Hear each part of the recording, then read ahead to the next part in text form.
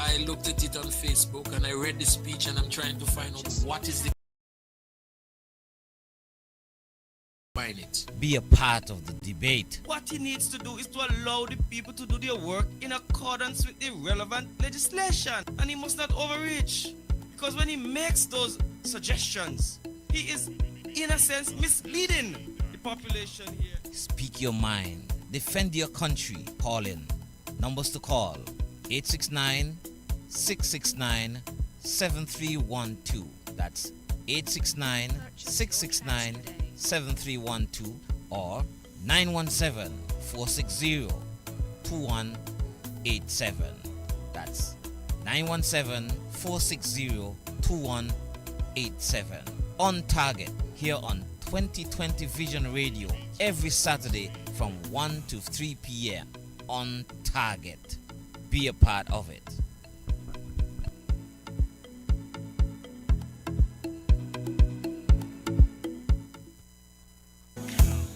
On target.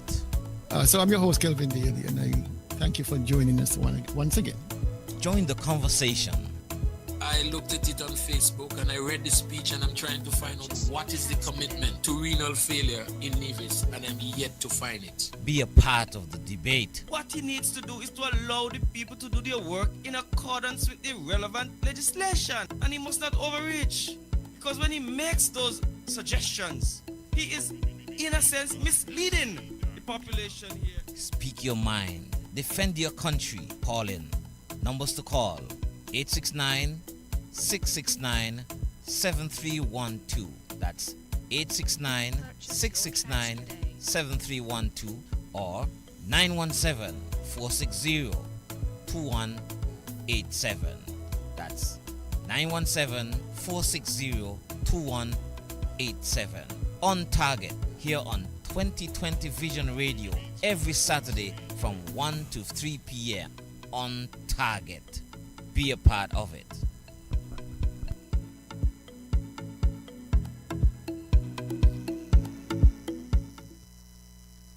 Pico, the way to go for residential, commercial, and industrial wiring, data, security, UPS, and generator installation. When you need electrical work done now, done right, done at an affordable price, contact Finney's Electrical Company.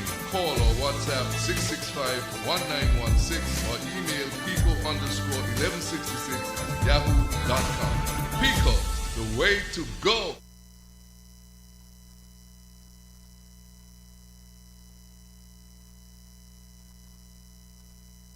Pante, we want we land. We want we say. Everybody to that we going hold on today.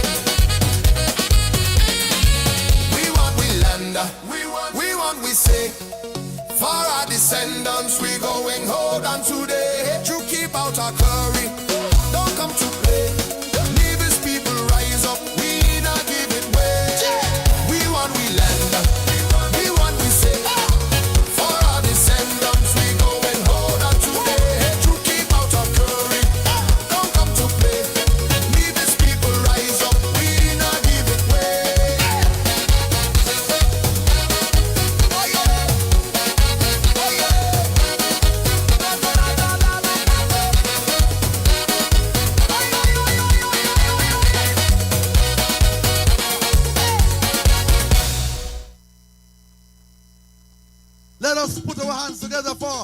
Papa Wheeler.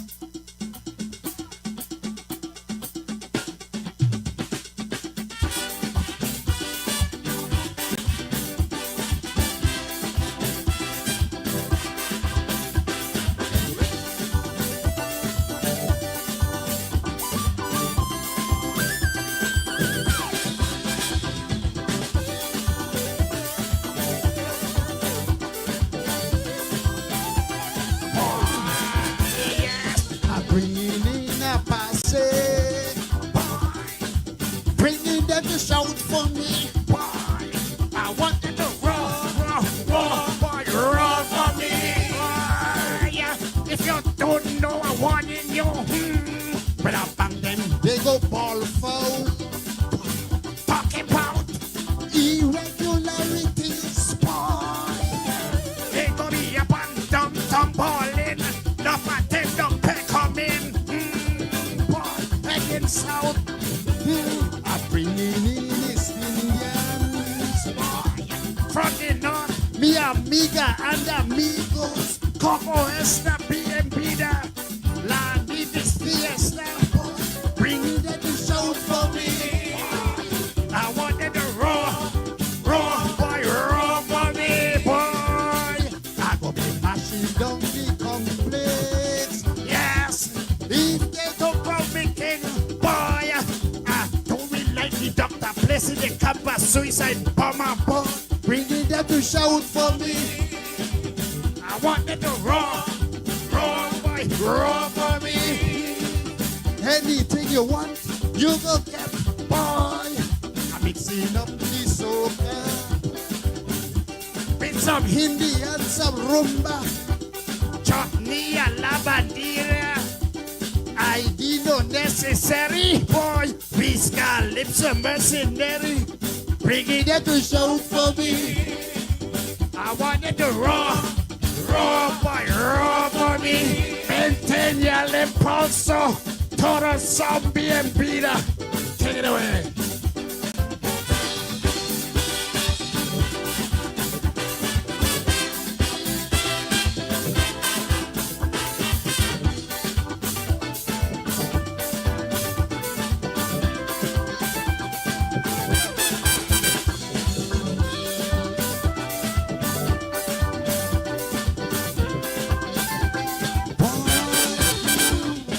Local fans decreasing.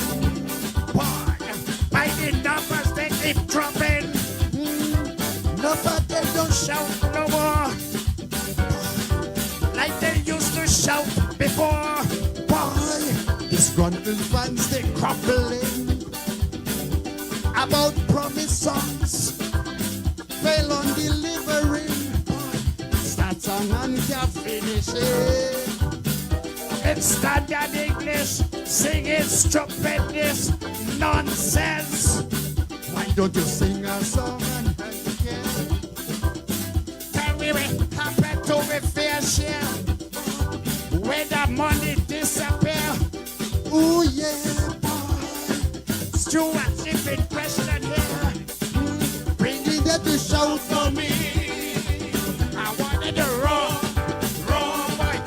for me. Rocking down the complex. Yes, if they don't call me king, boy, I don't really like the doctor placing their campus suicide bomber. Bringing them to shout for me. I want them to roar for me.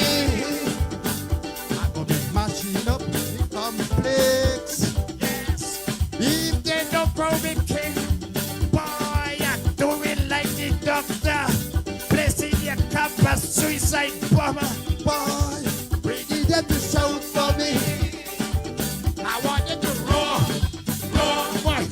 for me. Anything you want, you go get. Boy, I'm mixing up the soca with some Hindi and some rumba. Chutney and la bandera. ID no necessary. Boy, whisker lips a mercenary. Bringing them to shout for me. I wanted to roar for me. Don't so be a Peter. Why? Take it away.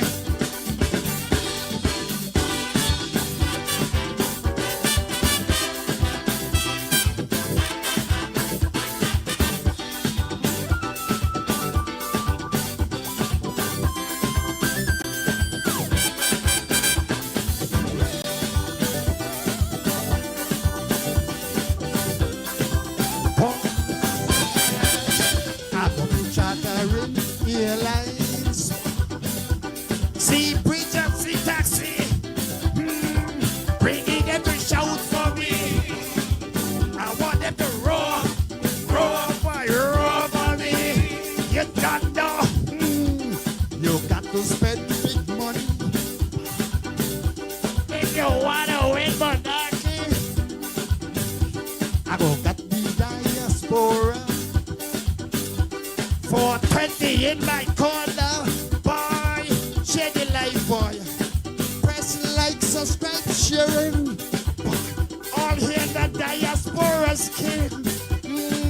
Your king go be knocking down your airport, knocking down Brooklyn, down hospital walls. Boy, training geothermal. Let the Jewish people sing the song. These Hebrew boys don't understand. Begging them to shout for me. I want them to roar for me. I'll be rocking down the complex. Yes, if they don't crown me king, do it like the doctor, president, Trump, suicide bomber. Bringing them to shout for me. I want them to roar for me. Anything you want, you will get. Yes, I'm mixing up the soca with some Hindi and some rumba, chutney and la bandera. I need no necessary. Please calypso mercenary. Boy, bring it them to shout for me. I want it to roar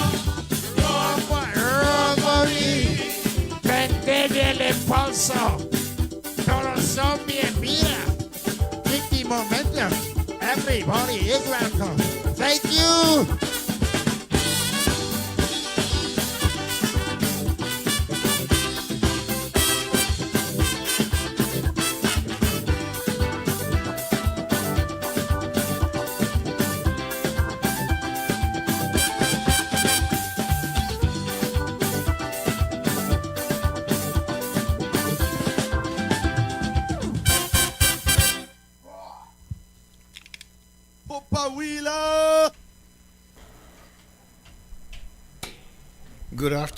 Good afternoon, and welcome to another edition of On Target.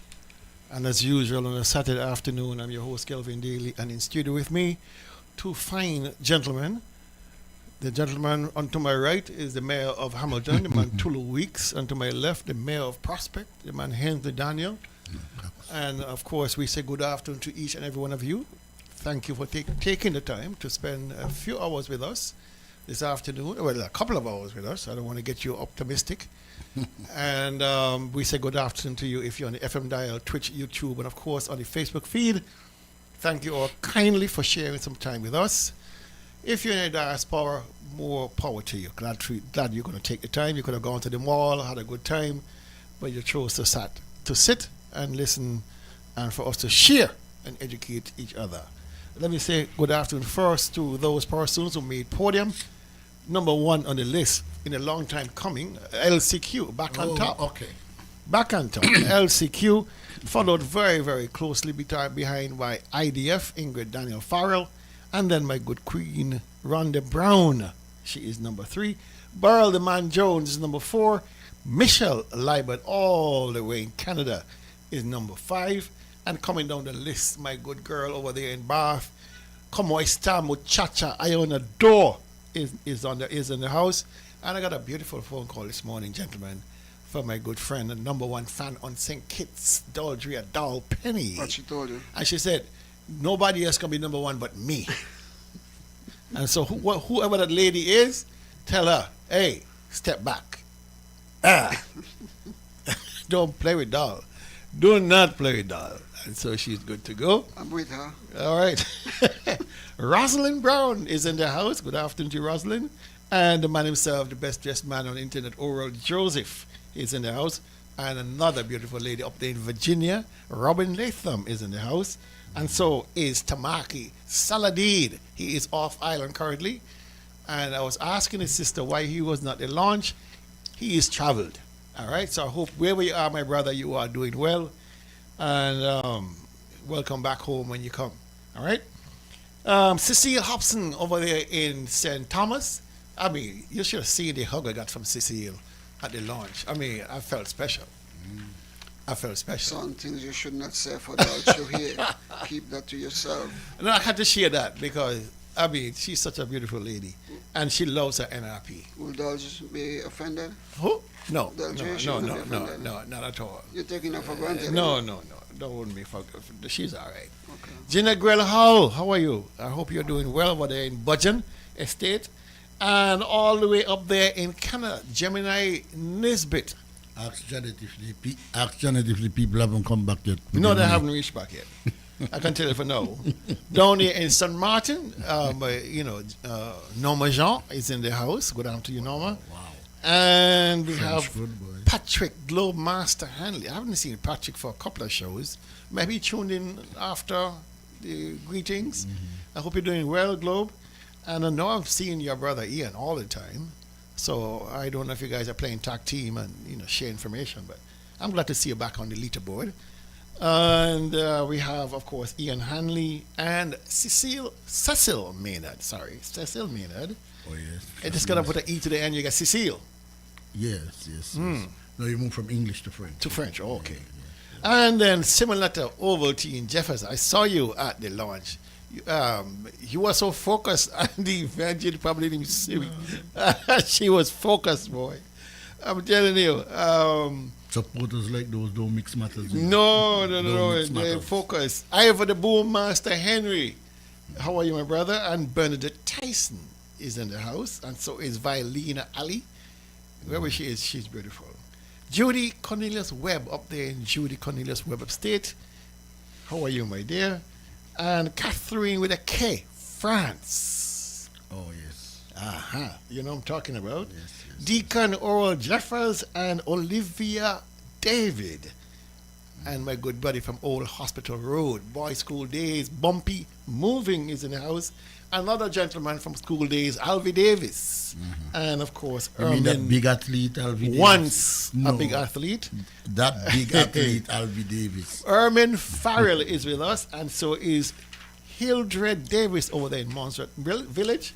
Lorette Wharton and Jasmine John. You remember Jasmine John? Yeah, you thought Jasmine John, she has more lyrics than John Reed both. Patterson, the best dressed man, Fleming, is in the house, and so is Chev Jeffers Lewis. I haven't seen Chev for a while. Not that I haven't been noticing, your absence. You've been noticed absent from class. Perhaps you're on another platform, so I'm not seeing you on the Facebook. But glad to see you back, Chev. If you're being back all the time, I didn't notice. Forgive me. I'm getting old. And then we have who else? We have. I think I just saw Tanya. Hurricane. Yes, Tanya Hurricane Powell. Jessica Lewis down there in St. Thomas. Jeanette Tyson. Good afternoon to Jeanette, and good afternoon to Charles. I know he's somewhere lurking in the background. And who else we have? I think that's it. It's fun now. Your sister. Oh, Delicious Brown just Your clocked on. sister-in-law would be listening by radio. Who's my sister-in-law?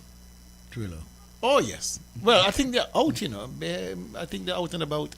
I've not seen them clocked on, so they got to be there somewhere on the road, getting something to eat or something. All right. We got a lot to talk about. When was the Tulu? When was the that we didn't have a lot to talk about? As long as we have this government here, Yeah, there's always something. trouble. That's the intro to the program. If you have an intro, a lot to talk about. Okay, so Chevy's saying, clarifying, I'm not absent from class, Mr. Daly. I watch you on YouTube once I'm on the road. Okay. Boy, them people from Bath, you can't pull nothing on them, They're very direct people. All right. All right. Some notices. First and foremost, the most important notice is our breakfast on the 25th of this month. And I have not received a single donation as yet. This is not like us. We normally support St. Paul's breakfast. So, you know, before the show is over, I want my phone to ring and say, Daily, expect something from me. Or, you know, we need the help. We got to buy saltfish. Saltfish is $24 a pound. And we need 30 pounds. You know, so you're talking a lot of money. And so that breakfast is on the 25th of this month. And if you can make a donation to us in St. Paul so we can buy our supplies, I'll be grateful. If you want to sponsor some breakfasts for some people who need it, we're always grateful for that. And so feel a little bit generous. It's only once a month that we beg you, you know, so don't feel too, I hope we're not pressing you too hard. All right? So share the love. Share the love. Let me say one other thing. We have the usual goodies for breakfast: the eggs, the Johnny cakes, the pancakes, the saltfish, and the liver, and I think we're gonna have some sours. Yeah, and some fish cakes. Normally we get a good surprise with some bread pudding or something like that, bread banana bread or something like that. Of course, a salad, fruit. So it's a wholesome breakfast, and of course a local drink. All right, all for $20. We have not increased the price because our supporters have been so generous that we keep the price affordable and reachable for a number of people. All right, so please make a donation to us, and so we can get this show on the road. Gentlemen, we would have lost a great one in Sir Garfield Sobers. Yes. A couple of days ago. You remember him? I guess the younger people would know much about him. But he was the hero of the Caribbean for a long time. Yes. When we played real good test cricket. We beat everybody. You name the test cricketing team, we beat them. Yeah. And Garfield Sobers was the kind of guy that no matter what position he was in, batting, bowling, fielding, he was the man. And so we have lost a real great icon in the Caribbean. And so to his family, of course, those cricketing nations and those who are aficionados of cricket, we all will grieve together for the loss of such a great soldier when it comes to cricket. He was he was widely regarded as the most outstanding all-rounder at the test level. You know, Kelly, there are two things I remember about him very well. He Malcolm Nash for 6 every ball of an over, you know. 6 sixes in an over. That is hard to do. Hit a man for 6 sixes in an over. That is heartbreaking for the bowler. Of course. And then, of course, his 365 runs stood as the top in Test cricket for about nearly 30 years. And broken by Baron Lara in Antigua. Yeah. I was watching that on TV. 94. And he actually flew down from Barbados. Yeah, I was there. You were in Antigua? Yeah, because it was the same 94, because it was the same match that Stuart made the West Indies team. Okay. So he went up to see Stuart, and I think he made, when I left, he had made 320 of the runs. Okay. Yeah, you know. All right. So that's good. Great Sobers. We have. You know how many people? Sorry, Kel. You know how many people in the Caribbean and even in his name Garfield after him? Oh yeah. And they actually call them Sobers, you know. Really? A number of the people. Well, in the Sobers, you know. A number of the people a number of the parents call their children Garfield after that same guy, and some call him Gary. You know, that was like a nickname to him. Okay, you know? That's a bit of information. As you spoke about an icon, we lost another icon too. That's the King Star Shield. King Star Shield, yes. As far as I'm concerned, he was the best Calypsonian in St. Kitts. Some people will say no, but well, he was good. He was good. The good thing about it, all of this people is very subjective. So you are free to say he's the GOAT. I mean, there's no problem with that. People argue about GOAT, and I don't argue about GOAT. Of course not. Because even if in the realm of being considered a GOAT, you are in a good company. You're in good company. Very good company. So I have no difficulty with persons having their opinions as who is the best, who is the greatest of all time. If you're not familiar with the acronym GOAT, greatest of all time. And so I'm not going to argue with anybody. You're right. You know, Kelly, it's good to, for us it was good for us to be alive to see excellence on display with these guys with Sobers, Star Shield and Elimat. When last you had a competition in Calypso with some tight fellas when you leave the show. Even after the boat rounds, you hear people say, "Boy, they know." I don't know. That used to happen a lot. With Star Shield, the Good Shepherd. I remember very, very well. We used to be in Culturama listening to the Calypso show in Antigua. Oh yeah, sharp as swallow. I mean, blow for blow. Blow. Those are good days. You know. All right, so we'll start off with our report on our rally, on our motorcade and rally, the launch of MP11, Mario Philip, on Thursday. If you missed it, you need to go on YouTube and catch it because it was magnificent. Electric. From beginning to end. The motorcade, we left Butlers, it's about 5:15 in the afternoon, went up through Butlers, made the rounds to the villages of St. James and St. Thomas's, ended up in Jessup's. And we were greeted along the way. I mean, people knew you were coming. People knew you were coming through with the motorcade, and they were ready. They were waving and shouting, and it was so electric. I felt so privileged to be part of something so spectacular. And of course, all throughout the villages, Mario would have stuck his head out the transport vehicle and waving to constituents, and it was just, it gave me goosebumps being part of something so special. And then, oh man, that rally at Jessup's, it was just from beginning to end, it was just something that caught you and held you for the entire time. And so let us, give good umbrage to those organizers. Let's take this call and then come right back. Good afternoon, you're on target. Yes, go ahead, please. Yes, good morning, Dr. Daly, Tulu, and Daniel. Yes, good day. Yeah, I know you're going on the topic about the rally and the motorcade. Man, I had to call early to congratulate Mario Phillips. Yes. I mean, the leader couldn't have chosen a better person to be, the candidate for number 11. This guy have passion. This guy have power. This guy it was amazing watching it. I'm sorry I wasn't there because, I'll be running up and down. But I want to congratulate him. I want to congratulate his mom for, raising such a powerful child and, the village that is around him. Listen to the testimonials from these people that they show on the screen and whatever. You could see this guy have something big to offer to the people of Nevis. And I'm encouraging the young people, go and if you're not registered, please go and register. This is your future. This is a young guy, just like some of them he may be a little older than them, but this is a guy who's gonna fight for them, who's gonna stand in the gap for them in prayer and everything that is needed. So I'm encouraging the people of Nevis, the young people, men and women, just go out and register.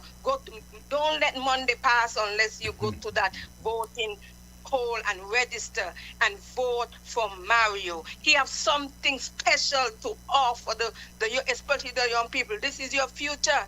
You can't let your future go like this. Go out and vote and put him there and let him go to Bastia. And I know he wouldn't left no stone unturned when he go to the federal office in Bastia, St. So I just want to encourage everybody in Nevis, register, vote MP Mario Philip number 11. He was awesome. He was amazing. I had to play the tape over and over. He has passion for Nevis. Thank you. Thank you very much. Called to just encourage him. Appreciate that. Thank you so much. You're welcome. All right. She would have crystallized exactly what happened. Exactly. He was passionate. He was moving. It was just, you just held your attention to the whole time. And all of the speeches, all of the presenters, the dancers, the organizers. I mean, it was properly done. Phenomenal. Yeah, he need to learn to dance though. He can't dance. No, but he hired people to dance. No, but he was trying to do a little jig there. That's all right. I know Loretta Clark really like to say I can't dance, but we could dance better than Mario. Sorry. you know, Kelly. There's just two things I say quickly about this. In listening to him, you got the distinct impression and you understood he was authentic. He comes from the belly of the NRP. His mother's side of the family, his father's side of the family. And when you listen to him, he could tell you about the work of the NRP. And when I listened to that, I said, I wish all the NRP parents would tell their children about the work of the NRP, because here was Mario. He was able to tell all of the, indicate the work, identify with the previous NRP members of parliament and so on. And I just think that we need to, the parents, from this, tell the people about the Nevis Reformation Party. Tell them, for instance, that before 1980, and you wanted to go Six Farm, you had to go St. Kitts. But NRP stopped that. But right. Great. Tolo, you were there, right up in front. You don't look left, you don't look right. And he was nearly the last to leave. He was nearly the last to leave. When I left, I looked up at you, and you don't even wink. And so I shut off at the studio thinking that we're going to have a show, because remember the plan was to have the show. No. So I shut off from there just as the closing, got to the studio, downstairs, parked, called Carlisle. I said, well, where are you? He said, man, we don't cancel that.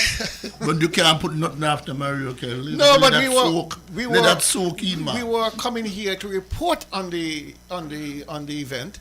And that was the idea. But the people don't listen. He called me and told me, boy, come back and get something to eat. I said, come back where? It took me 20 minutes just to get off on the parking lot. Because cars were everywhere. And so... Or you parked up at Jessup? No, I parked down the road going to Jessup Bay. And I met my guy Merchant. He was trying to get out. Okay. And so I had to help guide him out. And then he said, you want me to help you? And I like a fool said, man, I good, man. And then you find yourself I find myself in a jam. So I had to be doing all kind of maneuvers. I finally got out, got to the studio, and nobody's here. No. I mean, I was so disappointed. No, but a lady told me afterwards, Daniel, they didn't have any tell me.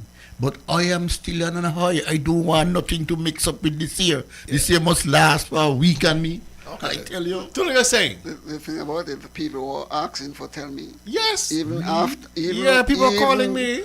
Even when me and Carl are about to leave, people asking, and they're going to tell me people are excited on the program. They wanted to hear us report. And we promised that we're going to report. That's the thing. I saw when you leave, Daly, and I said, Daly gone to studio. So where's Carlisle? I'm looking. I said, Carlisle seated. I said, okay. But you could have called me, man. I done the struggle to get out. I was there talking to Pembo. I said, listen, I got to go. I got to get to the studio. You know, and, he was just... That was a good diet. Here, Susie say, no, you guys left us high and dry. Yeah. People. Lower the clock, please, say we were waiting. Because we told people. We told the people. Listen, if it was midnight, I'll come. People would have been up to listen. Of course. I was spent. Let's take this call here. Good afternoon, on target. Good afternoon, Dr. Daly. Good afternoon, Tulu, and good afternoon, Mr. Daniel. Good afternoon. Dr. Daly, there were so many things about that launch the other night that we will forever remember. But two things stood out in my mind. One, the call that it was time for a change. And I have to say, Devon Cornelius did an excellent job of being the, what do you call it? The moderator. Chairman. The moderator, the chairman for the program. He did an excellent job. But it was certainly time for a change. And he kept repeating that. It was time for a change. The other thing was, Dr. Daly, and it's really, as a single mother, stood out in my mind and in my guts, When Mario got up, when he was called to the stage and he got up, I don't know that I've ever seen this before. He went straight over to his mom, who was sitting in the front seat, and he hugged her. And then he went to the stage. And that told me a lot. This woman is the person who made this person on the stage that night, who the show was all about, the launch was all about. She made that person. And he was giving her a tribute right there before he said anything. That stood out in my mind. And the last thing was Mr. Nisbet, who came on the stage. Oh, Tony had it, boy. He said, people always say, "Where the church? We're not here for the church." Well, the church is here. And the church was there that night. And the church wouldn't have been there without Mario. If you know Mario, you're going to know that nothing would have happened that night if the church didn't have anything to do with it. He's a prayer warrior soldier. He's a young man with a vision, and he's got guts. He's got favor. He's got talent. He knows what he wants, and I will be here to support him 150%. All right. What an awesome, amazing launch. Thank you very much. I think Nevis has ever seen. Thank you so much, guys. Thank you. I think one of the most important things that perhaps people don't know is that, and perhaps a little bit of it came out at that rally. He is a team player. He is a team player. He is not looking to be dominating anything. He's looking to be a part of something, and that sets him apart from a lot of people, including our late suicide bomber. I've worked with him now since he joined the executive, and I've listened. As an old man now in the executive, I tend to just sit back and listen to the younger people. And it's always we. It's never I. It's always we. And when he presented himself, I felt confident. And I'll give a story, a short story. The first time I met him, the first time I saw him, I never met him before, when he gave the feature address at the graduation for my daughter from fifth form. And that was the Charleston Secondary School graduation. And I called him over right away. And we had a short conversation. He didn't know me, I didn't know him like that. He knew me a little bit about me, but I didn't know him at all. And I said, but I have to speak to this man. I have to speak to him. And I brought him aside and I said, listen, it is people like you who will make this country better. And I need you to consider. What? I right there on the spot. Serious? I need you to consider. Becoming a politician? Of course. So you saw the seed into his... I saw it and I said to him, you need to consider. And he says, I've been thinking about it, but I need more time. I never heard from him again. I encouraged him to join a constituency branch, a group, whatever it was. And he said, he'll consider. Let's get this call. Yes, sir, Thursday. Good afternoon, you're on target. Good afternoon, you're on target. Go ahead, please. Good afternoon, Mr. Daly. How are you? I'm good, thanks. How yourself? I'm good. Good afternoon to all those gentlemen in the Tulu and Hensley. Good afternoon. Can you please sing the happy birthday song for my niece? My niece is Deborah Kelly Williams. Hold on. That's the wife of Stocky. Today's her birthday. Deborah. What's her full name? Deborah what? Kelly. Deborah Kelly Williams. Williams. Okay. And this is the wife of Stocky? That's my niece. Okay. That's the wife of Stocky. They was walking with you through Cotton Gong. The shy ladies there. Remember you said you had two shy ladies? Oh, yes. You are one of those shy ladies? Janice. Janice. The redhead one is Deborah and Stocky's wife. Oh. And say happy birthday to her for me. No. And she's listening, so. No problem. We'll be honored. And I realized Tulu don't love me no more, but me not care. You have Joy now, but Joy is my niece as well. Oh, Jesus. So he put me on it and he took me. So that's okay. It's still in the family. It's still in the family. I love you still. It's still in the family. Have a good weekend. Thank you, darling. Have a good time, darling. Oh, Lord. All right. So Deborah Kelly Williams is coming up. We're going to have to sing it. As soon as the phone stop ringing a little bit, we will get to that. Good afternoon, you're on target. Good afternoon. Good afternoon. Chair you from this panel, maybe actually. I don't listen to any program from Think It Like and Juni Station on me a Monday time. I have not. To hear the man from Central Bank speak. I have not been doing that. I listen from time to time. Well, I hear him say, listen to me first before kind of my money run out. He was saying that Navy is dropping the ball because Navy is the richest country in the world. Who tell he all that? The man from St. Lucia, he spoke Central Bank. Oh, don't worry about that. I hold him, I said, wait over the money you're talking about. He said, Joe and I premier should sign. Because I'm missing on something because no other Caribbean country will let go that. Okay. Mr. Harris wouldn't let go that and this one. And after the story, I now say why not. All right. All right. Thank you, sir. All right. So before we get too long in the tooth, I think we should address the song. Okay. The song? About the song. Yes. For Deborah Kelly Williams, the Deborah wife of the Stocky Stapleton. All right. They were marching with us not marching, they were doing a walkthrough with us in Cotton Grove. Yeah. And I didn't know who was who. I used to teach them at Charleston Secondary. Oh. Yeah. You like to say them things there? But yeah, that is why you put it in the seed so they grow. I want to, with the same zest, let people know that you taught Mark Brantley in school. I don't say that often, sir. All right. Well, people need to fellas, let's go. We don't need to spoil the show. Let's go. We don't need to spoil the show with that. Happy birthday to you. Happy birthday to you. Happy birthday. Happy birthday.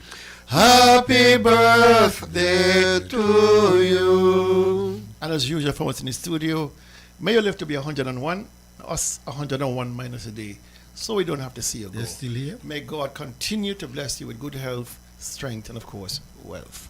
All right. Before we go on from Mario,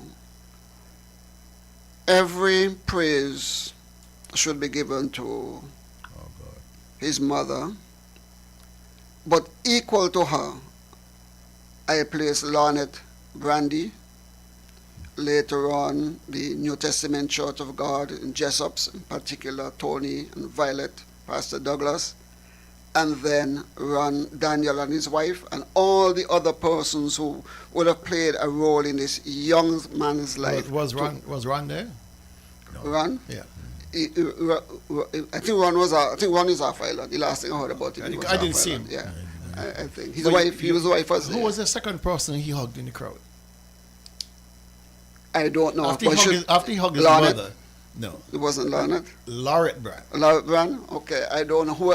That's one of the persons he mentioned. Yes. Was responsible for his mother used to work with Lorette for years. But I don't know about the closeness. But I know about this. And for every individual who saw a seed in the life of this young man and watch him grow to becoming the individual who he is, when he told me that he was going to do this, tell him, go ahead, you have my support.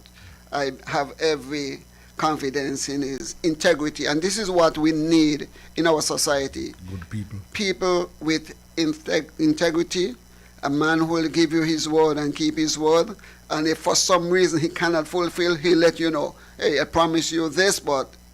And so we need others like him in our community, and again, as a Christian, the Bible says, when the righteous rule, the nation rejoice. When the wicked rule, the nation mourns. We must ask ourselves whether we are in mourning right now or he's rejoicing. And so I thank God for him and for the fact that he's a brother in Christ. You know, Kelly, he's the chairman of the boys' mentorship program.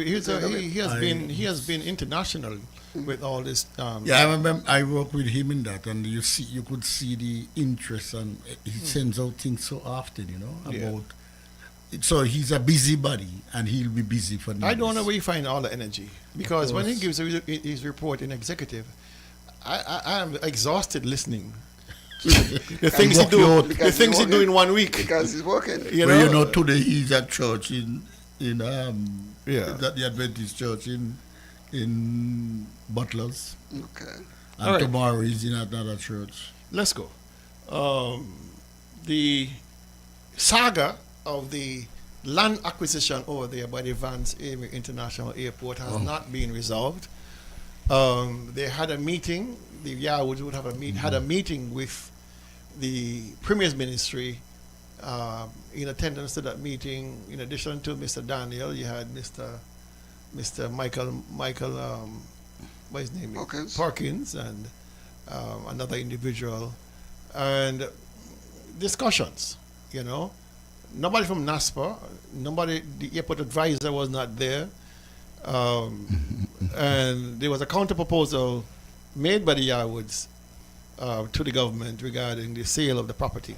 Like I told you before, they have no objections. They don't want to stand in the way of what the Premier would say is progress, and so all they want is a fair price for the property. There were some serious problems with the acquisition. The lettering of the acquisition was wrong. The names on the land titles were wrong. The borders were wrong. And so, in effect, if the Yarwoods wanted to make a stickler case and have them do it over, they could do it, because you cannot be writing into the law on the record using false or wrong boundaries or wrong names. Was that due to the rush? Probably due to the rush. All right. So that matter is before their counter offer is before the government. That offer was made to them on the government on Monday. Today is Saturday. I don't think they have heard back from the government. But I wanted to hear what Zook had to say about it. Not the meeting, but this matter. Oh, Jesus. This acre of land at the western end of the Van Summer International Airport, which belongs to the Yarwoods, we have been negotiating with them. As a matter of fact, let me say those lands, or that portion of land, has been acquired by the Nevis Island Administration. Yeah? And a lot of belly achings are out there, but that's okay. You can belly ache as much as you want. We are about moving forward, and we're going to do what is necessary to go forward. I want you to take time to hear what this guy is saying. We have been negotiating with the Yarwoods, and we acquired the property. Those are two different things. The two things don't add up. You don't negotiate and acquire. You negotiate and pay. If you don't have any resolution, then you acquire.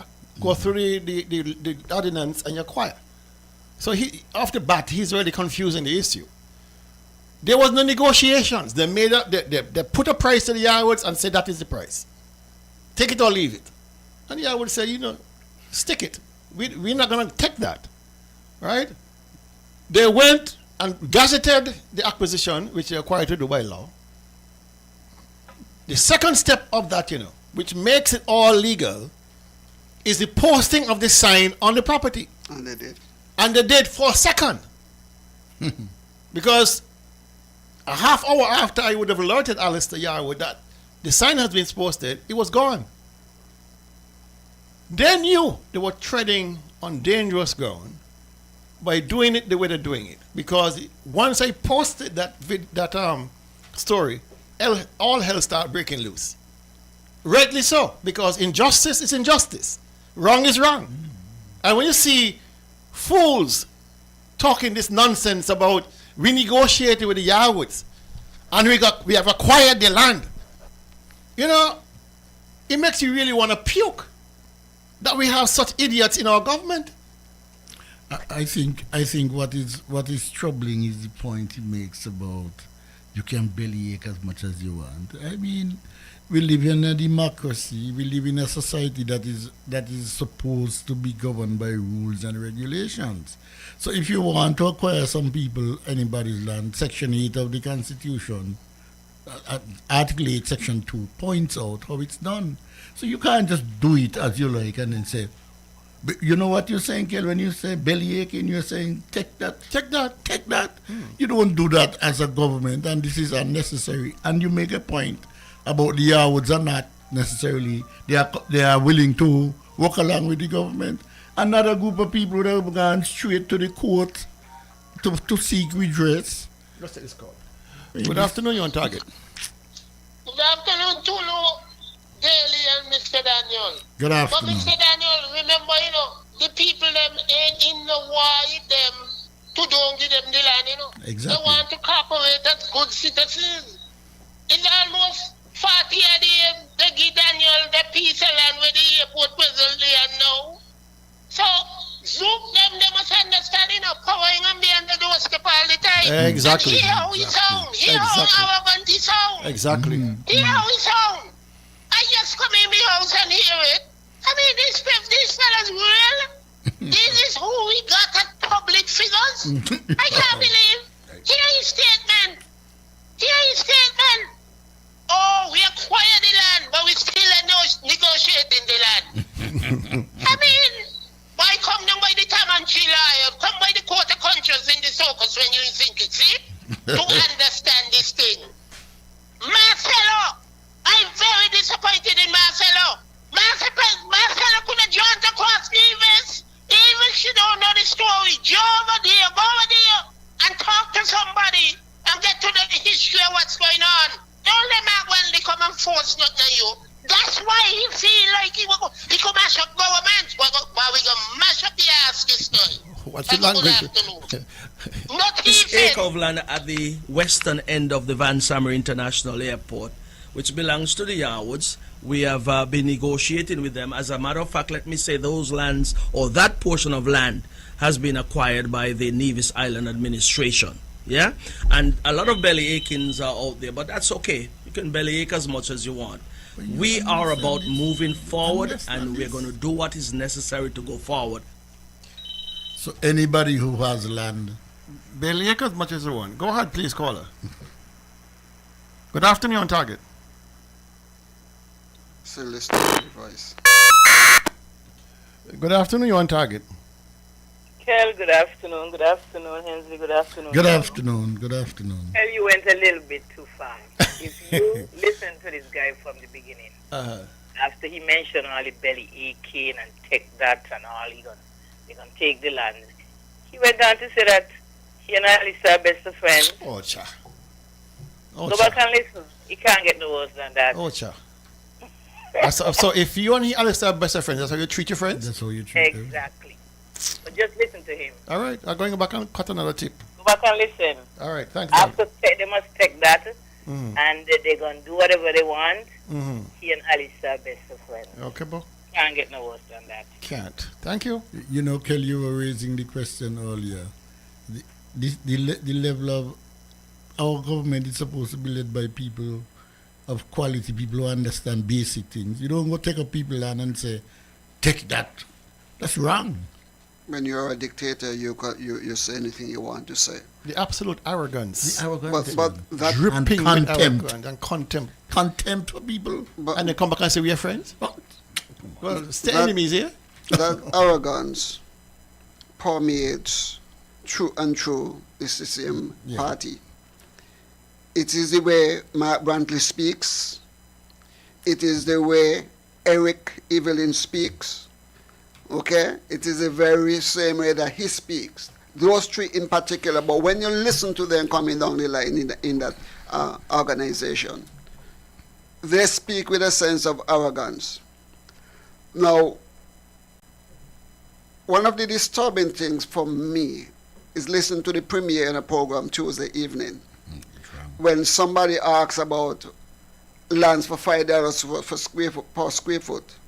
He said that he knows no way we could find lands at $5 per square foot. And I think he alluded to the fact, if you know where some is, tell me, like he wants it to buy. But while he knows that there are no lands nowhere in St. Kitts or in Nevis for $5 a square foot, let me say Nevis, leave out St. Kitts at the moment, he still, through his government, wanted to take Alistair lands for $5 per square foot. And that to show people how much these guys do not consider us and care about us, and that they are hell-bent on doing what they want. And so when the deputy, well, he's not the deputy, former deputy premier of Nevis, is saying, I could take that and bellyache, they have absolutely no respect for us. And people need to know that when Mark Brantley said to us that I don't care, the only thing that matters to me is what goes on in my house between me and my children. All those who are prop him up, they have deluded themselves in believing that he cares for them. Yeah. He cares for nobody. But the thing is, the CCM party as a whole do not care about the people of Nevis. And we need to understand that. Let's take this call. Good afternoon, you're on target. Yeah, good afternoon to the listening public. Good afternoon. Good afternoon to you in the studio, yeah? Good afternoon. Well, I just listen, I just hear a statement from the fella there in St. James. What I one question me want to ask the nigga man there, you know? Which party plan to live in life after politics? Good afternoon. All right. Mine. No, you hear Bradley gonna say we threatening him, man. No, nobody threatening him. I mean, but the call is right, though, you know. If you consider the fact how small Nevis is, and when you start to give people them kind of uppercut there and cuff them off, and you know, how then do you deal with them when you're no longer a politician? And I always go back to the story of the bull Eugene Walwyn. When he was in power, he really took the word power to another level in abusing people.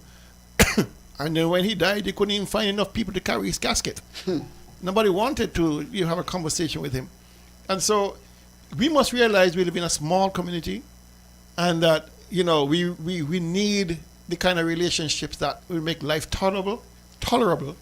And when you start treating people like garbage, and then when you're no longer in a position where you can treat people like garbage, they will start to treat you like garbage. Okay, let me ask you, when you were permanent secretary in agriculture, weren't there instances where you had to get land from people to do different things? And what was the natural instinct of people? Well, they want as much as they want for their land, right? But what you do? You don't sit down and talk with them like a responsible person. But you see, the thing about it is this. Come on. When I wear things like this, it always comes back to, listen, we are poor people. We are on an island together. And if I rob you, how do I face myself knowing that I robbed you? I mean, it is just silly that these guys are up on these high horses, and the higher the horses are, the harder they fall. Tulu, go ahead. When I listened to Alexis Jeffers and the whole idea of this ordeal, my mind went back to the book of Micah that speaks to that very same thing. It's saying that there are leaders who lay down on their beds at night, think up evil plans, and rise at the dawn of the morning and hurry to carry out the plans because they have the power to do it. They went a little further. He says they see a piece of land, they see a piece of property, and they take it by force simply because they have the power to do it. And this is exactly what Alexis was saying, that we have the power to take this land. We are going to take it, whether you like it, yes or not, and we are going to give you what we feel we want to give you for it. And you must take that. That's exactly what the scripture says. You want the bellyache. You want the bellyache. But you know, the scripture went on to say, in the 5th verse, I think, woe be unto those people, because when God put the noose around their neck and begin to drag them, nobody will be able to take the noose out of the neck, or the head out of the noose. And what that's simply saying, people like Alexis with their arrogance, God sees, God understands, and karma has its way with what you sow is what you're going to reap. And if you show disrespect to people because you're in power, people will show you disrespect when you get out of power. And even when you're in power, there are people who are going to disrespect you, because anybody who has any sense of moral, ethical fiber in their beings and would have listened to what Alexis said, they will say, no, this is beyond the pale. I cannot support this guy. We have to move away from these people. But Alexis, time will come when he will have to pay for his arrogance, his bombasticness that he went there. You're going to pay, my brother, because what you sow is what you reap. Principle don't change. What is fascinating, and the question must be asked: What will he do when he now get kicked out of the federal parliament by and replaced by MP 11? I mean, they have been sucking on the breast of the division treasury and the kitchen treasury for years. They have not prepared themselves for the eventuality of losing power because they always believe they're going to stay in power. All right, they may have a little bankroll tucked away somewhere there, but I can't see how they expect to exercise any sort of business here on Nevis and expect people to patronize, people to respect them and all that. There's life beyond politics, even for supporters, because I get more attack from supporters of CCM than anybody else. And the funny thing is, when we are face to face in the road, they will not do it. They will. Miss Nelly, how are you? Miss, how you doing? Like, I didn't know what you just said. Anyway, let's take this call. Good afternoon, you're on target. Hi, good afternoon. Good afternoon, gentlemen. Good afternoon to the listeners. Good afternoon. I'm listening keenly. The $5 per square foot for land tend to be offering people the lease amount for the land. Tend to be a trend because when the realtor, the wife of the premier was calling people to sell their land for destiny, they weren't trying to get we the poor people the highest possible price for our land either, They were balling you down as low as you could go in the interest of the Belgian man, Mm-hmm. Oh my. So when you say one, say two. How much they offered you? They didn't actually. I became aware of what the plot was before they actually sent me an offer. They promised to send me an offer, but I still never received one. And then then it became too late once everything came out in the open. But they weren't trying to help Nevis people to say, okay, you're trying to take we land. They weren't trying to get you the best price. They tried to value down to the lowest possible price in the interest of someone else. That's true. So we got to bear that in mind too. They're just not on our side. True. Thank you. Thank you, Carl. That's a critical point. That bear in mind that the government, when somebody calls in, Kel, and say, the government is not on our side, on the side of the local people. We've been saying that for a long time. She's underscoring it. Yeah. We got quite a bit to cover, so we got to move on. All right. So we'll wait further updates on that situation with the Yarwood land. And meanwhile, we must bellyache. And see where it goes. In the meantime, we all rub our bellies and bellyache. We're still on the airport.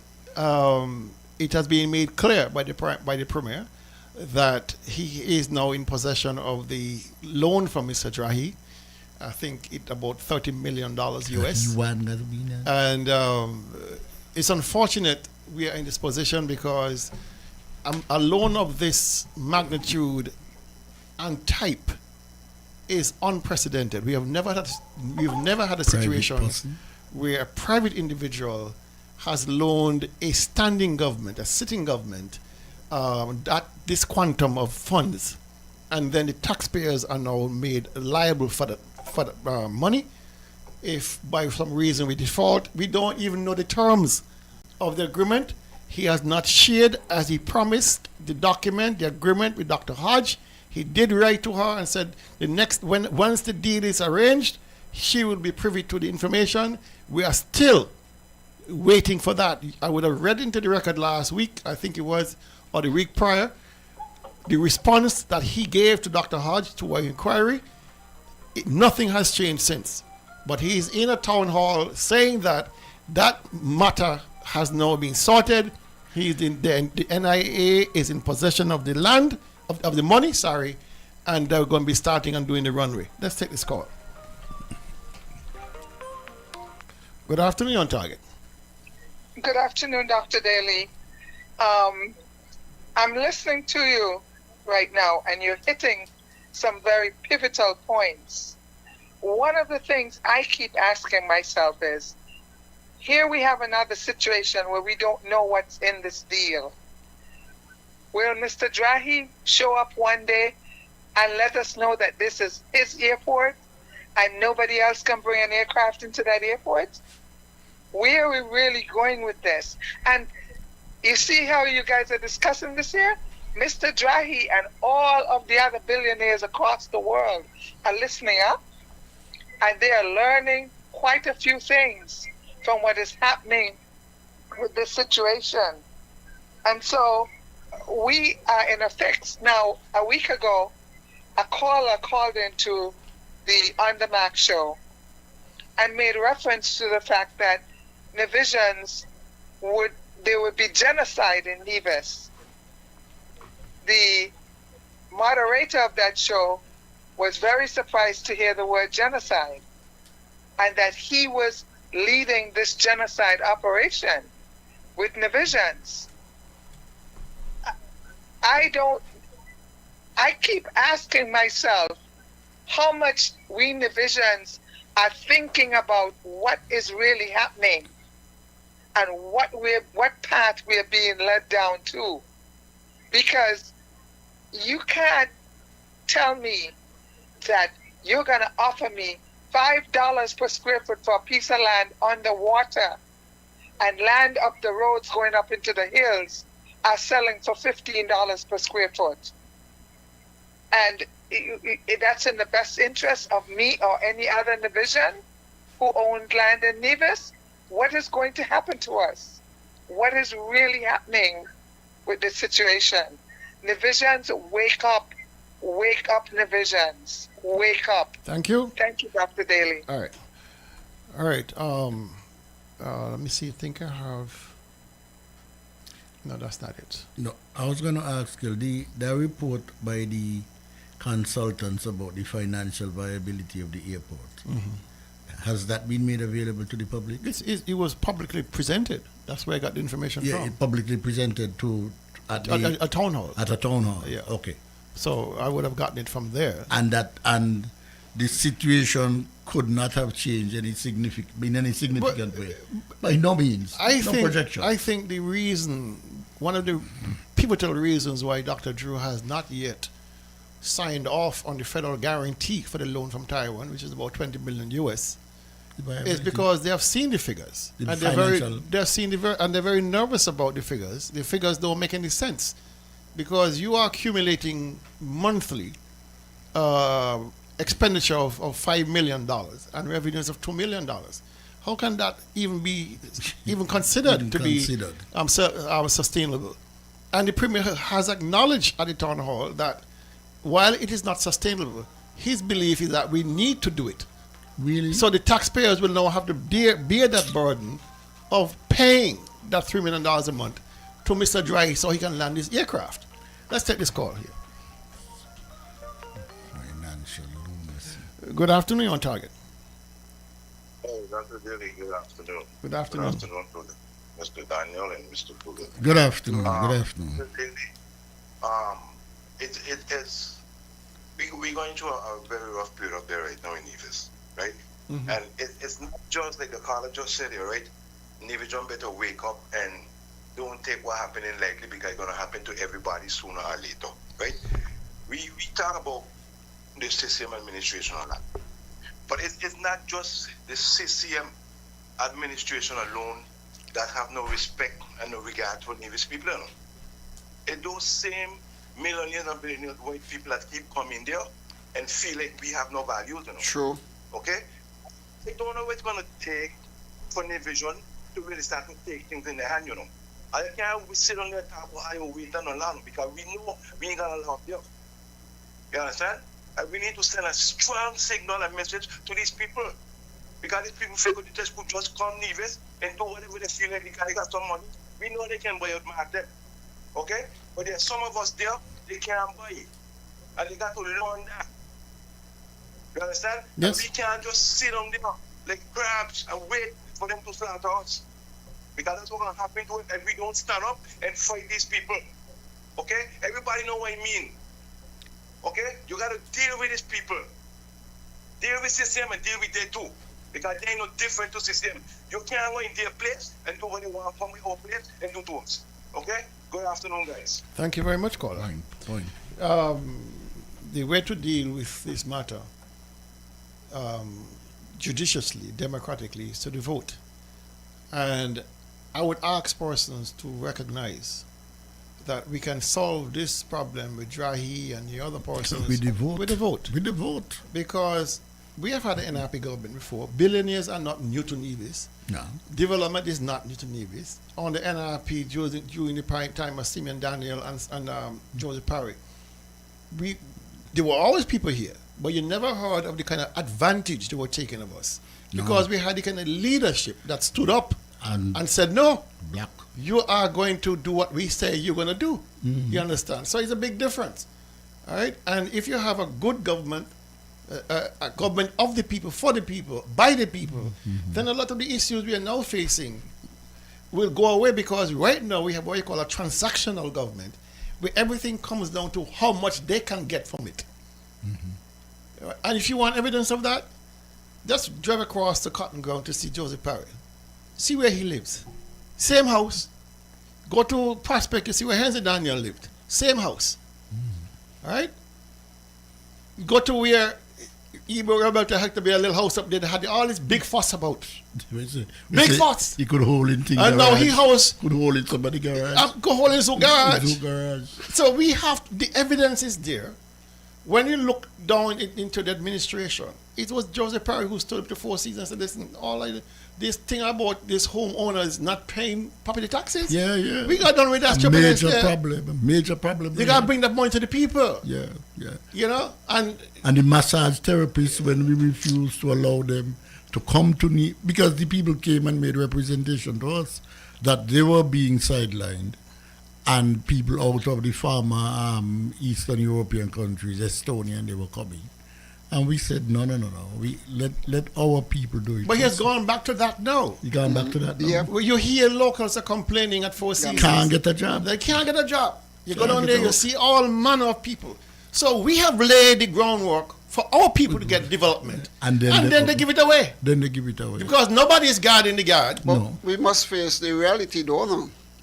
That when Mr. Parry, in the case of Mr. Parry, when Mr. Parry stood up and said to Four Seasons, hey, you have some money there for us? I want it by Monday. How is this going to happen?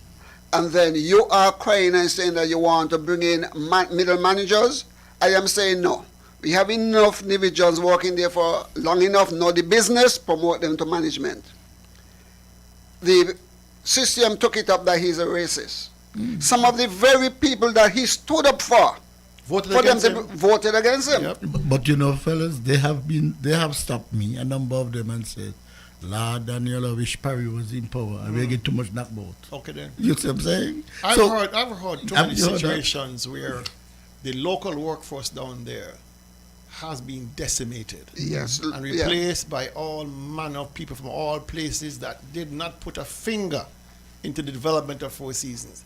And one of the reasons why Four Seasons quality has dropped is because of the lack of local staff. Because I can say clearly, unequivocally, the best days of Four Seasons is when you had a full complement of locals down there who took great pride in the fact that this is ours. Right.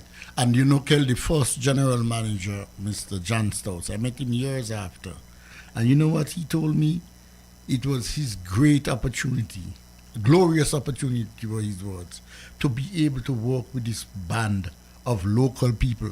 In 5 years, in the first 5 years, you remember, the hotel became the top hotel in the world with local people working alongside. And we knew that we didn't have the management capability to begin a hotel of that quality. But the arrangements are there after time for them to be trained and exposed. And some people, I don't hear about it much now. A lot of the managers down there used to go to the Four Seasons in Boston, Four Seasons, different places, to pick up different styles of management and so on. Once you eliminate the local people, Kel, what do you expect to get? The Premier said something Tuesday night that all Nivijans should take very seriously. He believed that his destiny is a savior for Nevis. Put that behind. And he is saying to us that if we do not change our mindset, basically where we're going, that in the next 20 years, thereabout, he foresee that the high command of Nevis will be of persons who are not of us. Well, it's heading there too. But he don't do it. But what I'm saying to you, that we are there already. All right. And then with his destiny that he wants to create, that will override everybody else. Because when he began to name out what destiny is planning to do through his negotiations, I sat there and said, how many people understand that Mark Brantley is saying that destiny will own Nevis and we are totally dependent upon destiny for everything? I wonder how many of us understood what he was saying. We got to move on, fellas. We saw Mr. Premier, a direct message to you. Please make available a copy of the loan agreement between you and Mr. Dry. Please. Whenever you ask, we ask for agreement for anything. You notice what he goes back and say?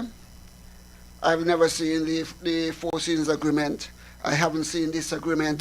I haven't seen that agreement. Do not give me a reason to say no. No. Ask along with me. I am asking you because we are saying that we want it, and that is his response. And I'm saying that we as the people, and also the journalists in the country, need...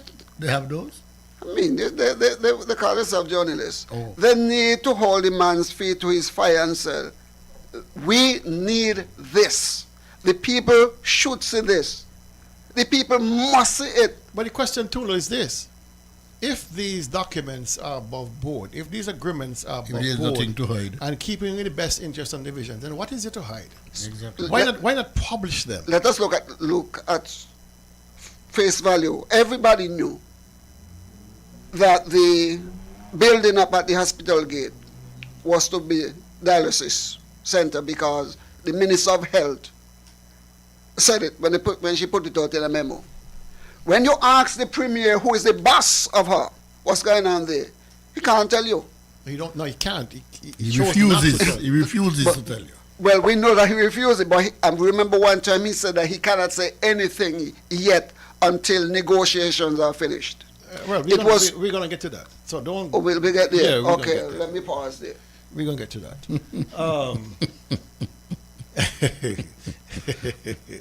All right. I'm just putting something out there to you now, the general public, that me, not NRP, not anybody else, not Tulu nor Danny, I'm telling you right now, expect a further increase in your surcharge. Your fuel surcharge. Well, you tell me just drop it down to 2 cents the other day. That took what, 2.10? The Gulf conflict is heating up again. And there is no evidence that it's going to slow down anytime soon. The world prices of fuel has going back up. It increased by $6 just yesterday. I can foresee if this campaign by the U.S. and Iran continues, it's going to get even higher. And the government is in no position to absorb any subsidy. And so expect a return to the 69 cents or even above.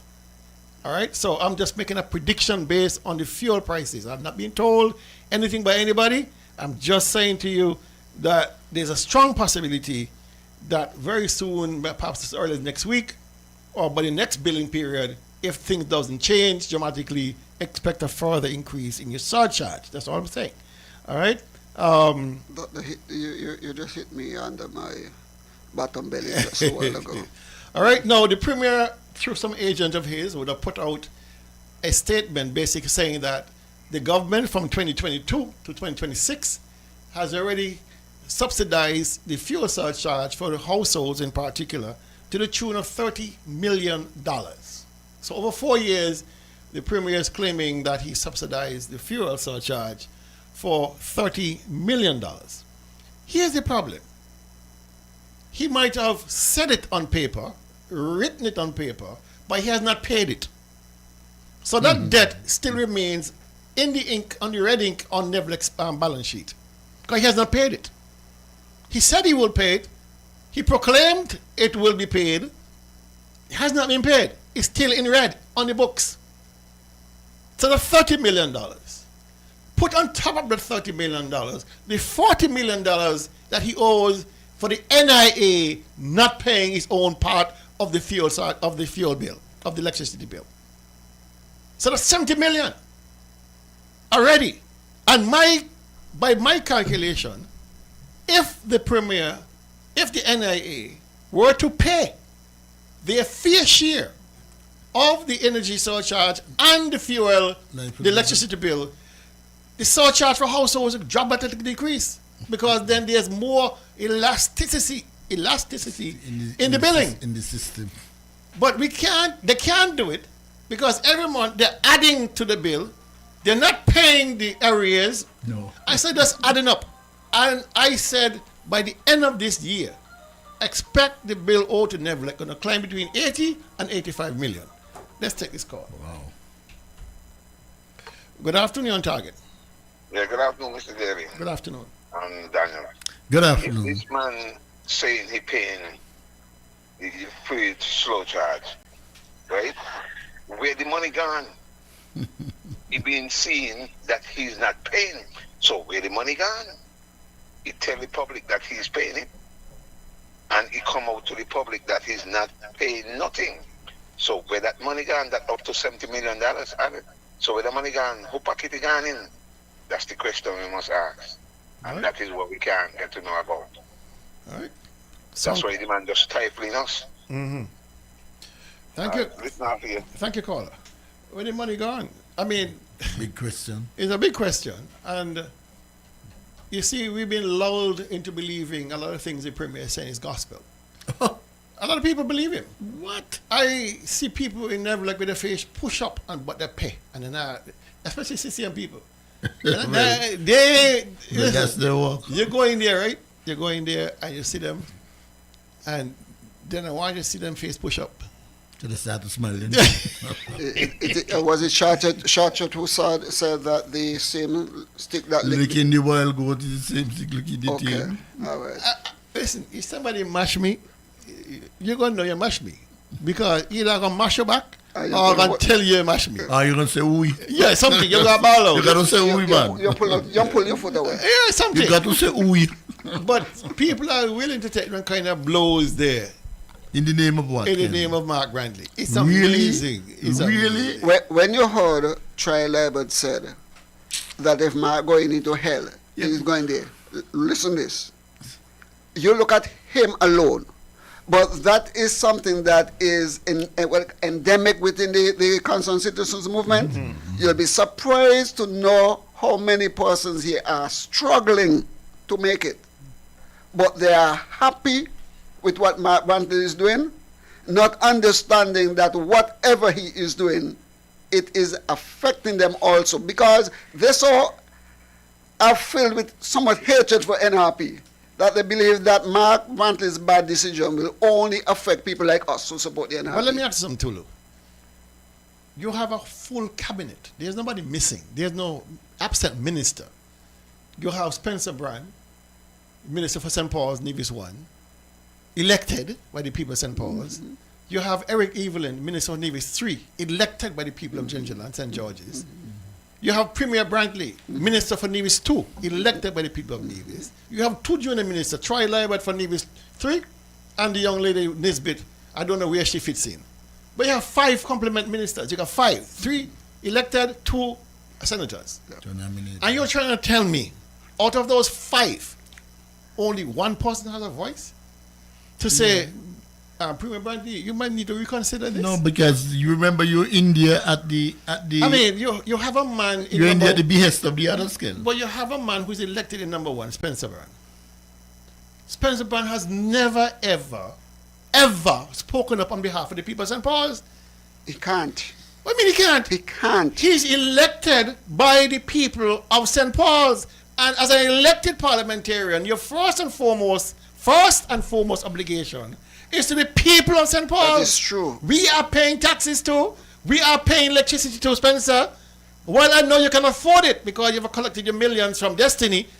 I can't. You can't. I can't. My bill have gone to the roof. But you understand? And I'm saying to Spencer, I expect representation from you But he came. He has never once put a statement out to say the people of Nevis, I'm talking, I'm wishing you well, I am advocating before you, I'm working on behalf of you. I want the Premier to lower this down. Listen. He has never represented a single division, a single St. Paul constituent on these matters. He didn't get in there, Dr. Daly. I understand what you're saying, represent you. Tulu, I understand what you're saying. I don't want to cut you off. But we're talking now about pure representation. It's not going to come. He is the representative for St. Paul's. Have you ever heard Spencer Brand on the record talking about anything in defense of St. Paul's? No. That's all I want to know. And he's not going to do it. Good afternoon, you're on target. Yeah, good afternoon again. Well, how you expect for him to say something to St. Paul's? But what are you going to say about the hospital to the Mr. Man when he talk about St. Paul's? Good afternoon. But that, you see, it goes to my point. That is the point. It goes to my point. That is the point. Talk about the hospital and say what's wrong. He has never once came to the people of St. Paul. And as Flores like to say, I really want to see what you're going to tell people in St. Paul's. Because not only you screwed up the hospital without any explanation, any apology to the people of St. Paul's, you're now coming back and allowing the Premier to extract blood from the people of St. Paul without any objection. You see why I tell you cannot say anything? You have put the people in St. Paul's squarely in the firing line of destiny, because just outside St. Paul's is where destiny plan to set up. 1 mile from Charlestown. You're Charlestown. And you sit there like a bump on the log. Got no opinion except what the opinion of the Premier is. He cannot say. This is why anything. we need a new representation in St. Paul's. This is why we need J.D. Keynes. This is why we need NRP in power. That is because true. That could never happen. When you are compromised, you can't. Because Spencer is compromised when it comes to the hospital. Spencer is compromised when it comes to destiny. What are you going to say? Save yourself. Redeem yourself. He said you want to become a priest. Begin to pray. He said you want to become a priest. Pray. Because listen. Solely of all people should know. Redemption is for those who repent. Okay. I done there. We're dealing with something. Redemption is for those who pray and repent. And Spencer Brand need to repent of his sins. I feel like passing the collection plate right now. No, wait till tomorrow. Wait till tomorrow. We need in St. Paul's representation, and we have not gotten it. Every hammer blow that the Premier exacts on the island of Nevis, we are not being sheltered by any stretch of the imagination by Spencer Brand. He's a useless, clueless, feckless individual who belongs in the priesthood. Not there. No, he belongs in the priesthood. No, we are honest people in the priesthood. No. He belongs in the priesthood. Which priesthood? The Anglican priesthood there. He said you want to become a priest? Go. I beg you, please, go college, go become a priest. He's going to call up the priesthood. Well, we got to go on. After redemption, he got after redemption. I am following daily line because in Antigua, a politician who is on the government side, the Prime Minister, Gaston Brown, said something, and he felt, and he knew Gaston was wrong. And he got up and he explained, no, you got it wrong. Gaston tell him, let me tell you something. You don't second guess me. And let me tell all of you, inside the cabinet, none all you second guess me. Whatever I said is what I mean and what goes. All of them lap their feet. They have not voiced an opinion against that, but I don't blame that because an election came and every one of them were re-elected, and others who just sat down there and said absolutely nothing. Gaston do what he feels like. So now you look at the United States with Donald Trump. You look at all of those Republicans, since two of them got up some time ago and said they opposed that Donald Trump. What they had to do, they had to resign. Okay? And when they they lost. As a matter of fact, one didn't run for the seat, they run again. These leaders has reached to the stage where they have the persons who were working under them in the cabinet so baffled, and because these guys are corrupt to the core and they're in office to enrich themselves, they dare not say to the premier, you're wrong, because he put them on the cabinet. They're not going to be raking in the kind of lifestyle that they have. They're having all these they're in it people for themselves. Spencer Brand has qualified already for a pension for the rest of his life. Agreed. What is his name? Eric Evelyn has qualified for a pension for the rest of his life. Yes. Right? Eric has qualified for a pension. Troy has qualified for a pension. Morals. What his name is? Zook qualified for a pension.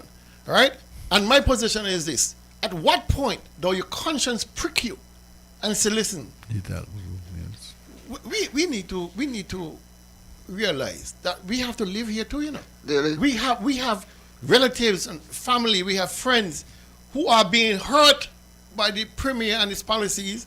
And at one point, are you telling me these people are devoid of conscience, devoid of... This is a rhetorical question. It doesn't need an answer. It's a rhetorical question. We know they're devoid. But how do you go through life after politics, living in Nevis? And we touched on it before. Mm-hmm. How do you go through life knowing that you lifted not one finger, not one hair on your head to say to the premier, you are wrong?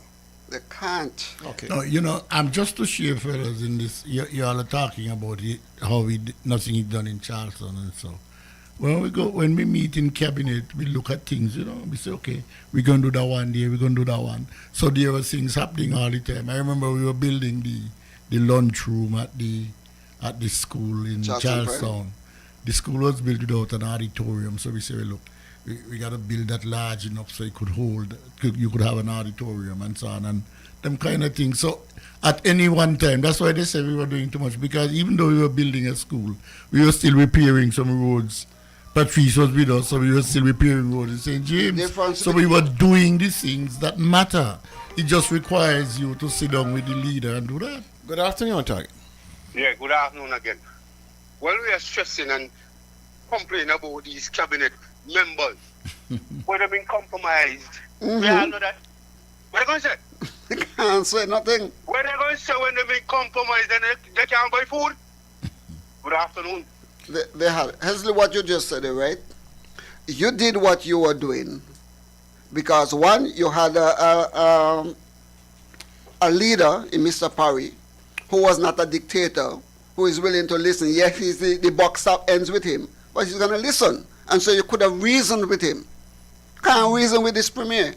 Okay? Secondly, you guys came into office and you came with the people's in mind to look after the people of Nevis.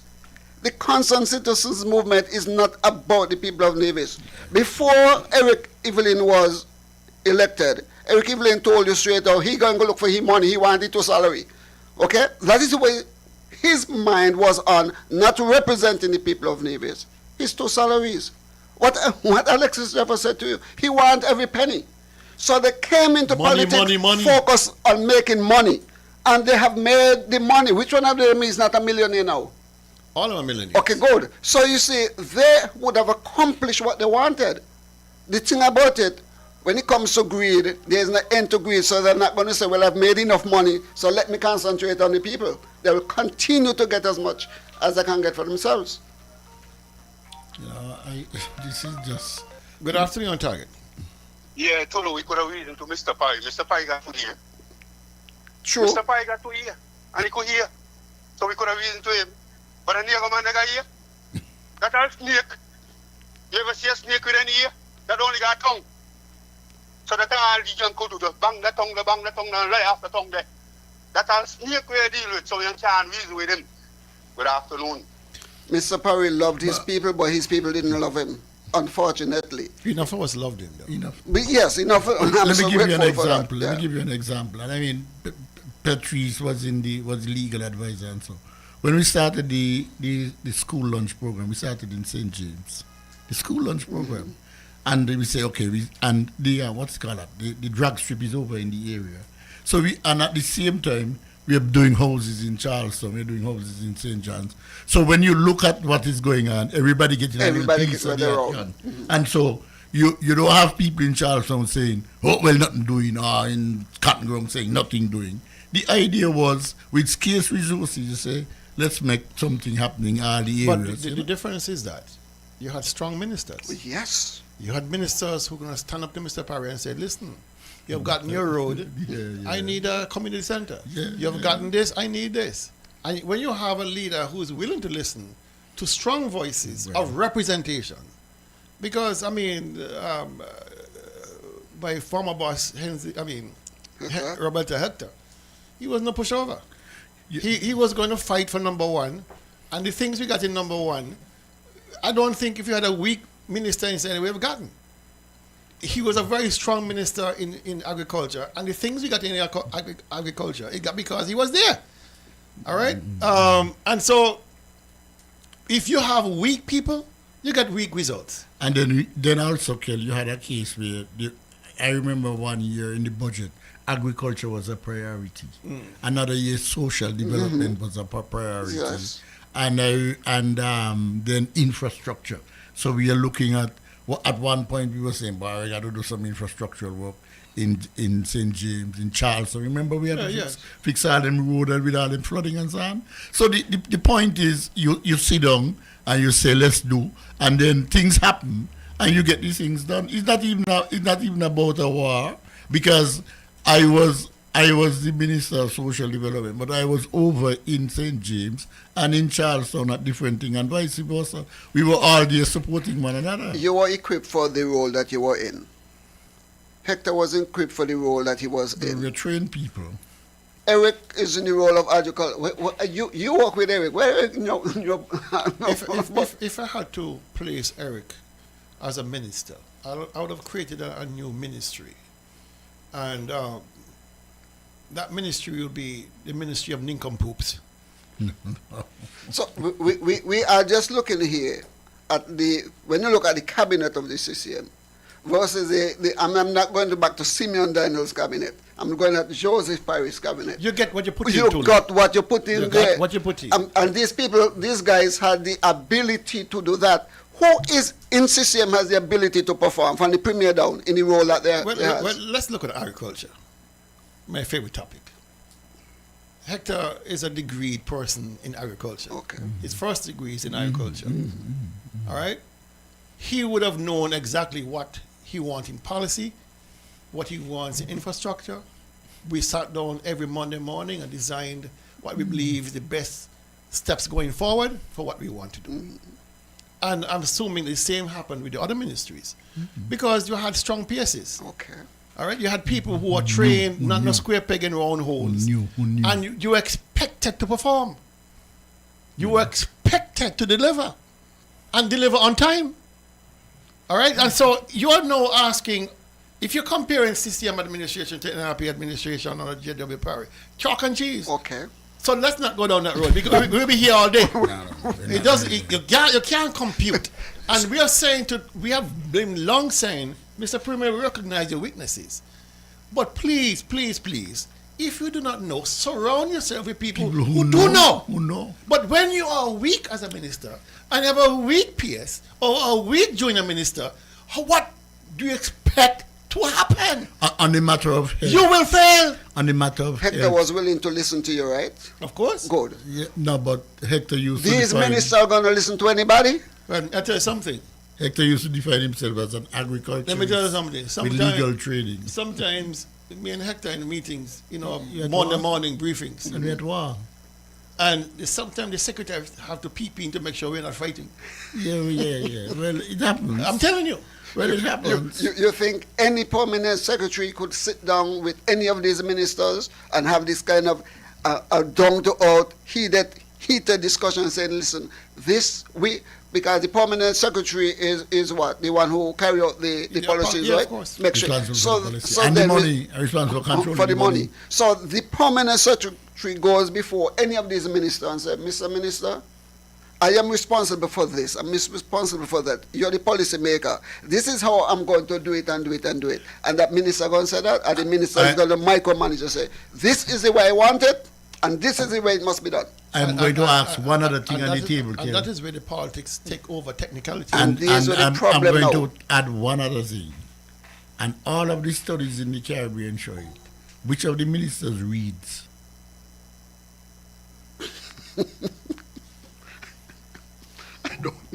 They don't generally. They don't inform themselves. No. All right. Okay. So you're going take for instance health fellas. You want to get health care. I was reading more about health than on social services because I knew that. But health in particular, you go to meet doctors, you go to meet nurses, pharmacists coming to you to do business. You got to be reading all the things. And as Kel just said, I had a set of doctors who, when something happens, I call them. And if I needed to get urgent care for people, I call them too. And so you have a team of people. Because you're not MacGyver. We got to move on. Oh, We got to move on. We got to move on. Sorry, gentlemen, but we have to move on. It's 1:45 already. Let's go. All right. We cricket coming up today? No. Okay. So, but we still got to move on. He plan to go longer. Don't think you'll keep me here till He 4 plan to keep go longer. Let's go. So exactly what is that building and how it is being funded and when it will be what do you call it? Open or something like that? Yes. So Banky, yeah, the last time I was on, which was I think about a month and a half ago, I did indicate that I would be making a statement, and that is unfortunately due to a number of circumstances, travel and other things, that I have not done so. But I feel comfortable enough that I can say tonight that even absent that official statement, which will come, that what we are seeking to do at the hospital is to add a service that we feel we have wanted to add for some time but didn't have the financial capacity to do so. We have had some negotiations as part of this Destiny project development. The NIA has been seeking through that negotiation to get some much needed infrastructure for the island paid for by Destiny, by the proponents and the developers of Destiny. And that particular project is one such project. So you ask the question as to whether or not we are paying, I think, or who's paying. The NIA and the taxpayers are not paying for anything going on there. That is being funded 100% by Destiny. That was part of our negotiation with them, that we wanted that addition. And the addition, as I said, I think that the information now I can say, even absent an official statement, that is to provide a dialysis service to the people of Nevis. We have had that dialysis issue as a political issue back and forth for a long time. The real issue was that we were simply not in a position to finance it. We have now come to a situation where we can finance it because we have those resources that have been committed. So the negotiation was that they would build, equip, we would hire the people to staff it, they would pay for that, and they would pay to run that facility for the next 2 years. And thereafter, the NIA would have to find a way to finance it themselves. So that is the position. As I said, a formal statement will be made, but I wanted to answer you, being that I was the person who did not make that statement as I had anticipated because of travel and other things.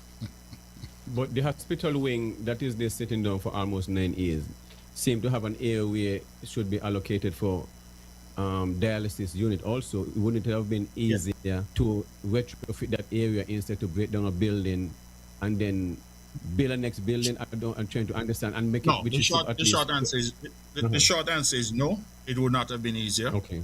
And the wing of the hospital is a much larger undertaking. Mm-hmm. And the question was, because that was part of the difficulty, we kept saying that we were waiting for that wing to be completed to offer dialysis. And as I said, we did not have a financial plan that we could execute at the time until we sat down and we said, listen, we want something significant to happen. And this is, in our view, a significant step forward for healthcare on the island.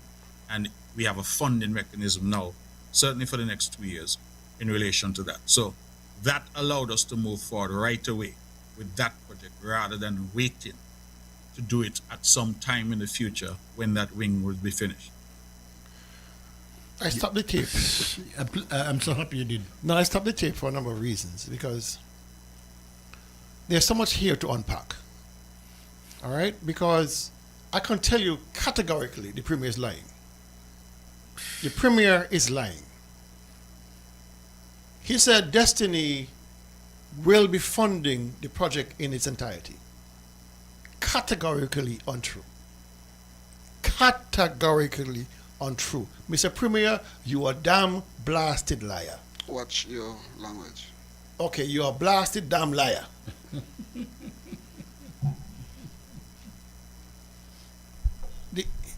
Here it is. This project began in March of this year. We reported what it was. I posted what it was. It was a dialysis center. I posted it was being funded by Destiny. I also posted that there was no allocation in the budget to fund this. He came back and now saying it is now being funded entirely, you heard him too, by Destiny. Well, Mr. Premier, if it's being funded entirely by Destiny, for 2 years, why is the NIA, or why has the NIA thus far paid the bill for the labor, which amounts to $430,000? Really? Why has that bill been sucked up by the Ministry of Finance? You think people don't know? You think you're going to hide things like this? Why is it the contractor has received payment from the NIA for hundreds of thousands of dollars, which you said Destiny is paying? What, are they going to refund you? I don't understand that. The project, as I understand it, is supposed to cost $1.5 million US, of which Destiny has committed $1 million. The rest is on the NIA. The rest of it is on the NIA and the people of Nevis. So, what I don't get is that you have come as if you're talking with clean hands and talking about, this Destiny is paying. Well, let me ask this question. When was this arrangement made? The agreement. When was this agreement made? And why is it the people of Nevis weren't aware of this agreement until the construction started? And why is these things part of the negotiations that if you give me the dialysis center, I'm going to sign off on the agreement? Because this is what happened, you know? This is fraud. This is fraudulent. This is fraudulent behavior. You are asking me to sign off on a document that is before you for approval to give you a dialysis center. Yeah. You're tying my hands behind my back and extorting me? Because if I don't sign, I don't get the agreement. I don't get the agreement. Now the Premier is saying, well, without even the federal government signing, the project is continuing. That's not the point. You have signed for Nevis. You signed for Nevis. Yeah. So the project is half done. The agreement is halfway home. You have signed for Nevis. And you get a dialysis center. A dialysis center. How is this not prosecutable? How is this not corruption? Yeah. And then it goes on. Didn't he say it's only for 2 years? Yeah. So what happens after? The government. What happens after? The government, with the people. They started bribing Nevis people with $1. Then $30. Then they went to $100. Now they're talking about dialysis. Bribery. It's all bribery. It's bribery. They're trying to coerce Nevis people into the belief that they are good for Nevis. And to that Nevis people should sign off on Destiny because they're doing such great things for Nevis people. If you have a project before if a developer have a project before the government, put it out, and the government gives you a concession even before the project is reached to fruition, that's a bribe. You are corrupting the process. And now you understand why all these developers who come to Nevis, all the decent ones, flee from Nevis. Of course. Because of what these developmental things the Premier is putting in, these negotiations they have. People are running because nobody want to be caught up in this kind of behaviors. As long as you got moral character. He's being compromised. Oh, yeah. Let's take this call. The movie fella running too. That's a buyout and a sellout. Good afternoon, on Target. Good afternoon, Mr. Daly. Good afternoon. Don't you find it a bit awkward, smart, stupid, whatever, that Destiny could be funding a dialysis unit and they can't pay for the land now they're trying to thief from Nevis people? I mean, I look at this thing the way me look at it, I mean, let's just explain what me see. They got money to put in everybody else's pocket, but then not the landowners. We have a problem with that. This thing is serious, This premier is busy racking up debts that he cannot pay. He don't got no money to finish the hospital wing. He don't got no money to finish the Mondo track. He start the airport and he not got no money to finish the airport. He don't got money to pay for the people for their land. This is just a constant rampage, racking up debt. It just racking up debt. Care how he get paid, not his business. When he turn it back, he gone. Not his problem. That's why he got in the back of his mind. And leave his people better wake up. They better wake up. All right. Thank you, caller. Here's another issue. Here's another issue. Before we jump in, Danny, sorry. You are parliamentarian, Mr. Daniel. And once you bring the budget to Parliament in December or whatever month, that becomes law. It's a legal document. Oh, yeah. It entitles you to spend what has been voted for by the Parliament. It's not so. Yes. And any changes to spending has to happen with it. How does it happen? You have to go back, you have to come back to Parliament with an appropriation. You could say, for instance, and really... No, listen, keep it simple. For instance, this project here, $400,000 that was not voted for. What is the process? You have to go to the Parliament to go look money for this. Thank you very much. That's all I want to ask you. You have to go because to I want people to understand what Brantley is doing by taking funds that have been voted for in December. So you take it out of agriculture? And take it out without approval from Parliament. It's illegal. Yeah. These are called reappropriation warrants, where you now get your Parliament is agreeing to move money from this ministry to that ministry to fund whatever it is you want to fund. You have to go back to Parliament. You have to go back to Parliament. You can't do it on your own just like that. Cabinet cannot do it.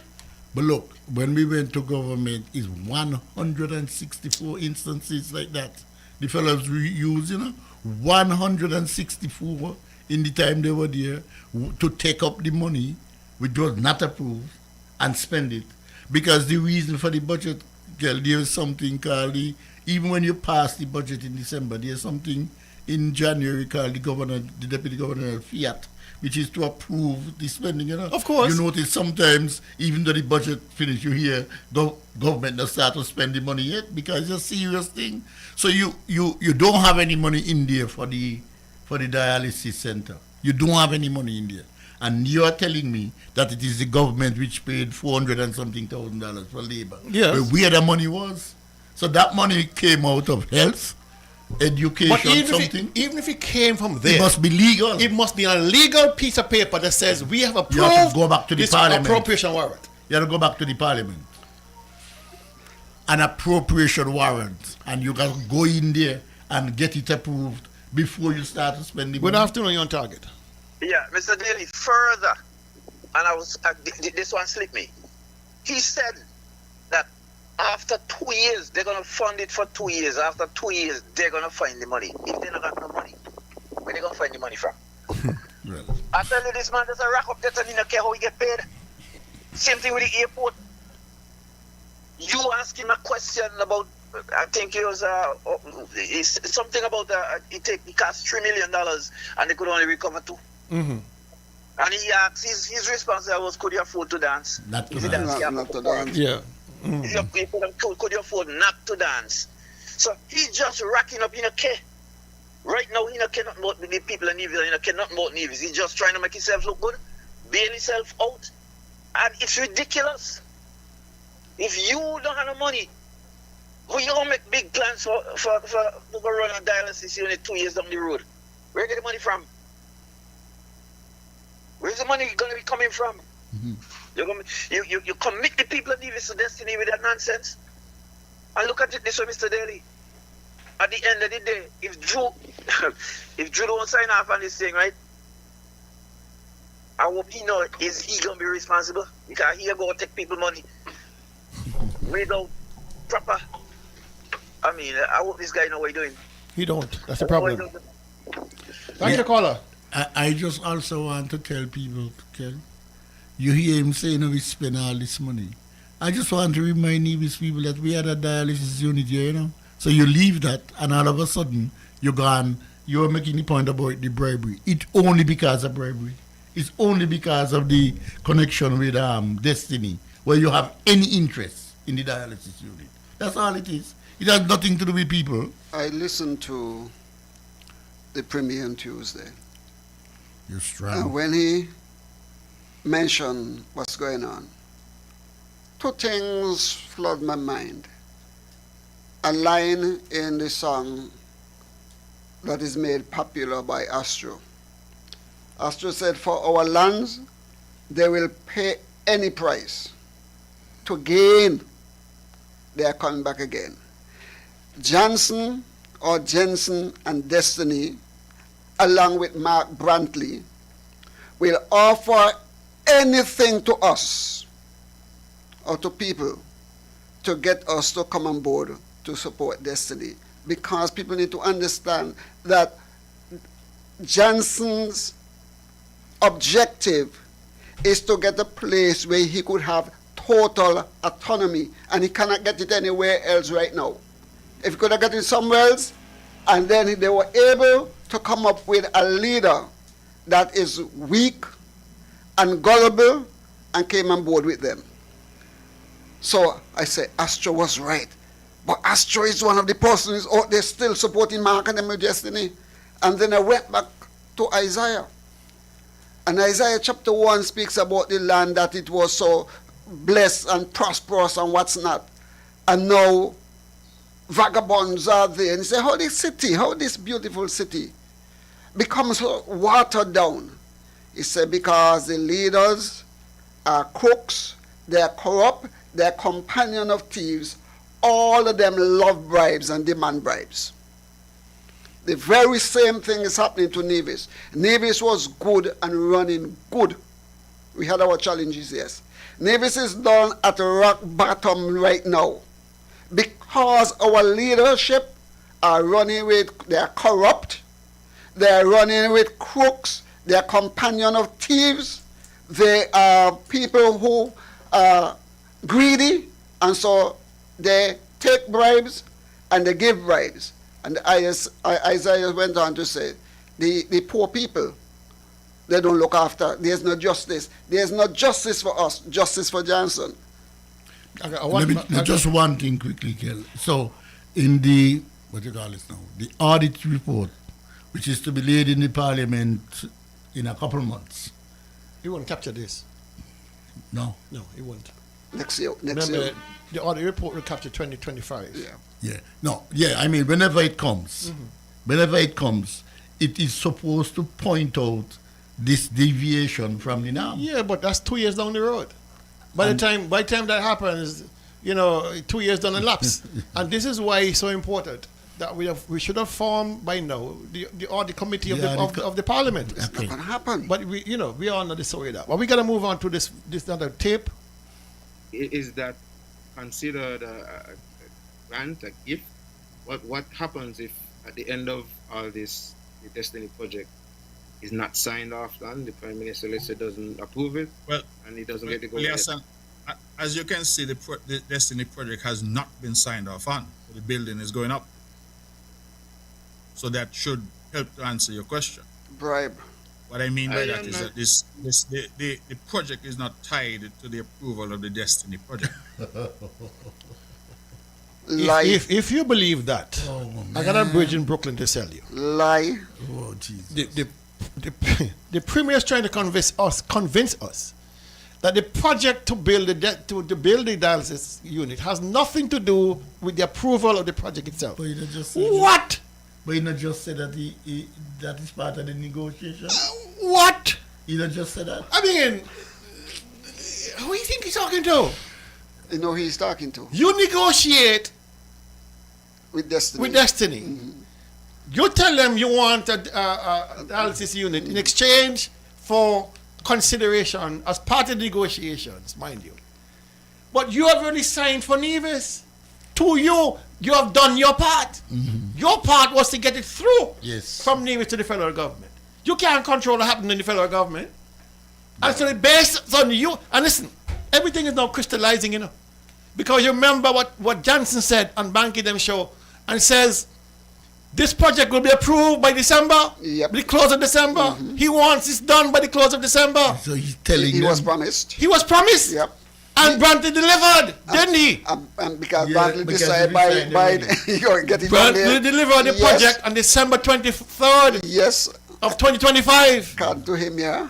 Right? He sent it to the Honorable Prime Minister to be signed. Yep. In December to beat the deadline that was given to him by Johnson. True. Right? No mind what Drew said afterwards that he didn't get it till January or whatever. That's not irrelevant. He stuck to his promise to deliver the project to the Prime Minister. As Johnson said. As Johnson said. Before the year ends. So he can't come now and say one has nothing to do with the next. The Premier lie. I mean, the Premier is dishonest. Even if you're junior sprat and potato, you know junior sprat and potato is Tulu? Grade 1. That's what we used to call junior sprat and potato. Even if we used to call it junior standard. We're not junior standard. If in my day, we used to say, the boy, what grade you in? Junior sprat and potato. Last. Yeah, get down there. Last. And even a child in junior sprat and potato would tell you, Mr. Premier, blah, blah, blah, blah, blah. That mean what I mean? You're chat shit. Foolishness in stupidness. You know, the Johnson, and according to the Premier, I think it was the Premier who said it, Johnson is not going to pay out the people on their lands as long as he's not sure that the agreement is signed. Okay? So all those contracts that he had out there with people would have already signed agreements with him. He was not going to pay them off unless the document was signed. And he wanted to convince me that this dialysis unit has nothing to do with Destiny, that they're just willing to give us that. You just get a point there. This document, remember we were asking the Premier a long time ago, has it been signed? He said no, it has not been signed. Nothing has been done. They're in negotiations, they're in iterations, number whatever it is. How long you think to design a dialysis unit? How long you think it will take to decide where to put it? It takes some time. How long it take to design a facility, contact suppliers, do the logistics, get a contractor? How long do you think it takes? It takes some time. So, if he's now saying that this was part of the negotiations. For 5 years now. 5 years now. So, this thing here has been bubbling up because for a while. That is precisely the reason when I spoke with the health fellows and the doctors about the dialysis unit, they say, fellas, when you go into building and designing and this takes time. It takes too much time. If you want to help the people, let's get a container, recondition it, and let's get going. Let's go to this real quick because we're running out of time. Oh man! Here we go. We're switching gears just a little bit. Where am I here? Okay. Somebody asked the Premier about his lands at the Destiny project. just wanted to ask Premier, well, whether it is true that he has a piece of land right outside the proposed Destiny zone, and if so, why wasn't it included in the for sale as well? All right, thank you, caller. It's an odd question. If I have land and my land is not for sale, what do you mean? Why was it not included? I don't understand. It's my land. Just like anybody has a right to have land. So the question is, you have land in the area? So do you have land within the area? I have some land that is. I have some land that is you know where those farms are in Cherry Gardens, on the other side of Cherry Gardens. Yes. Yes, Okay. I would have purchased 10 acres of land there from Janice Daniel Hodge some years ago. Okay. And I have Yes. those lands there for all those years. I'm not aware that those lands are in any zone. And even if they were, like every other landowner, I have the right to decide whether or not I sell my land. So I'm not understanding the question. The question is asking, why are my lands not included? The answer is because they're my lands.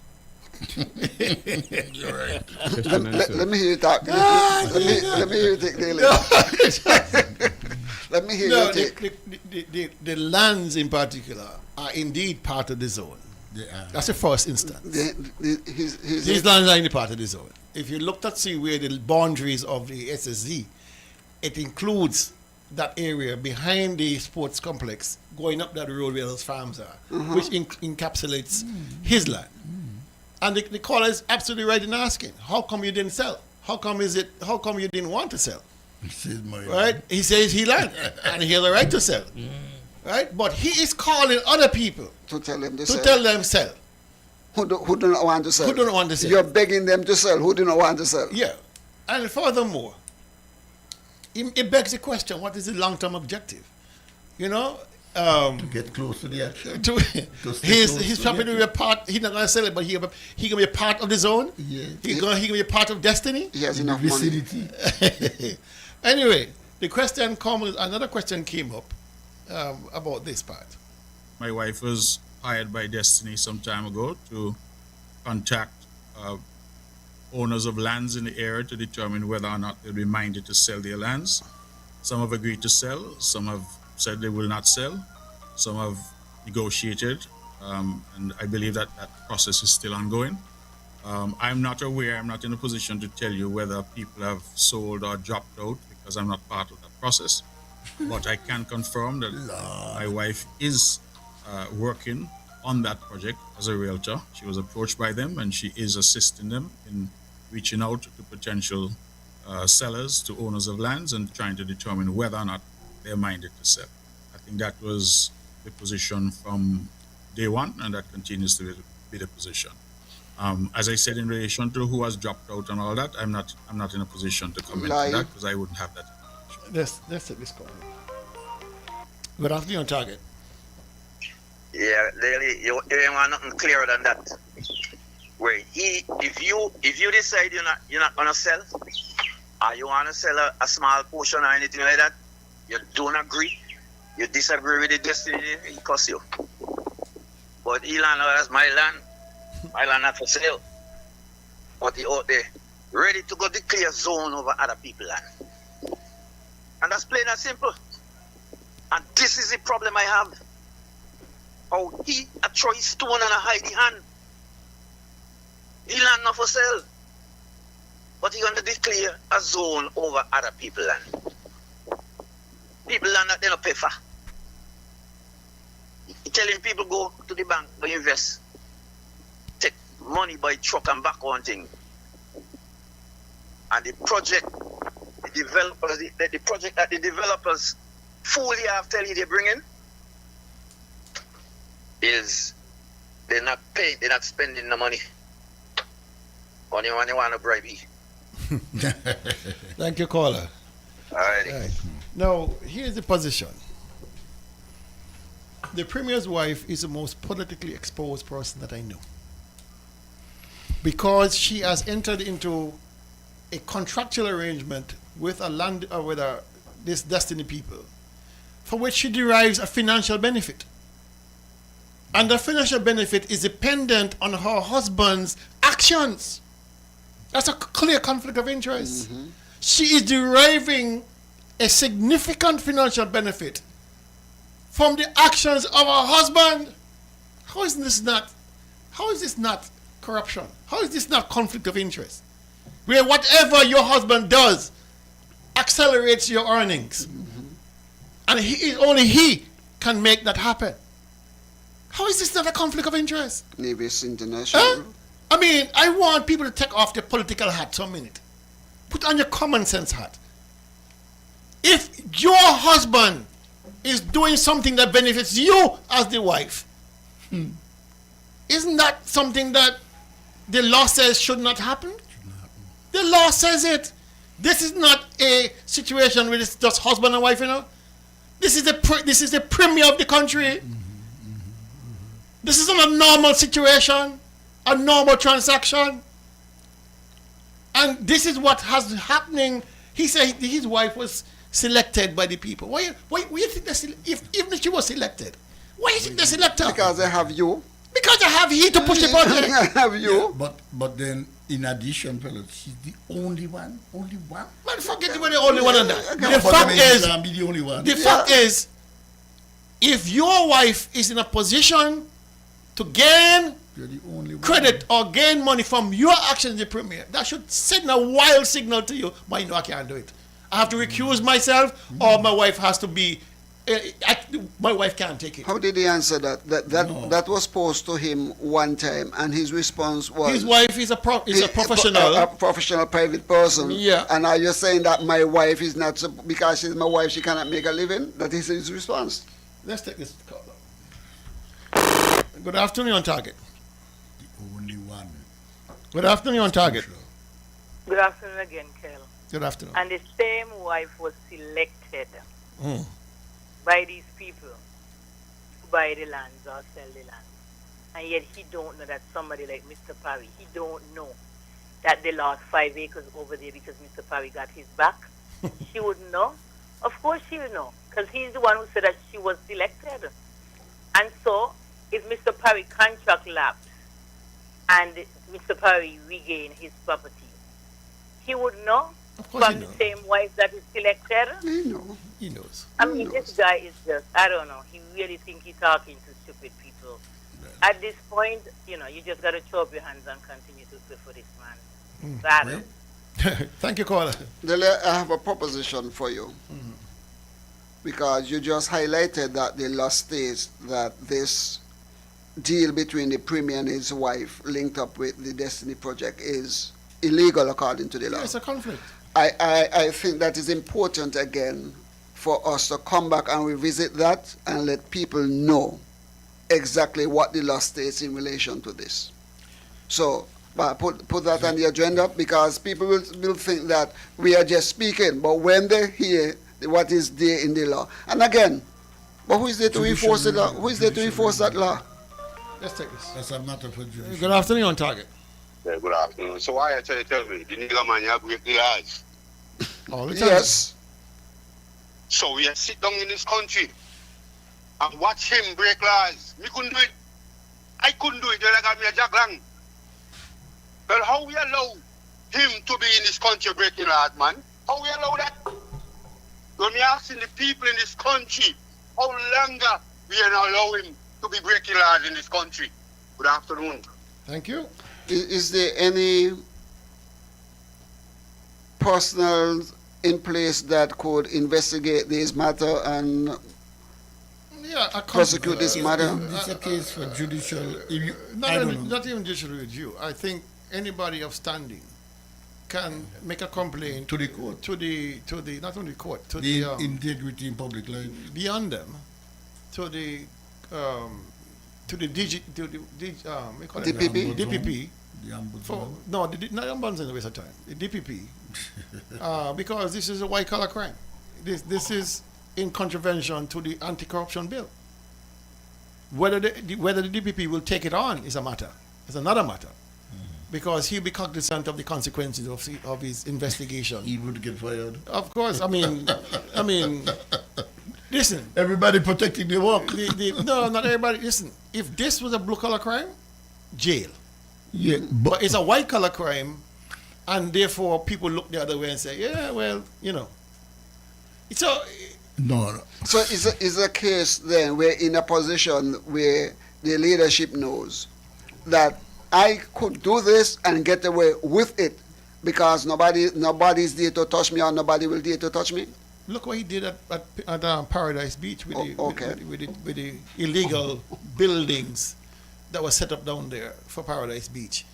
He broke the law. So there's nothing to prevent him from doing what he's doing, even though the law is there. There's, I won't put it that way. The laws are there. The laws are there.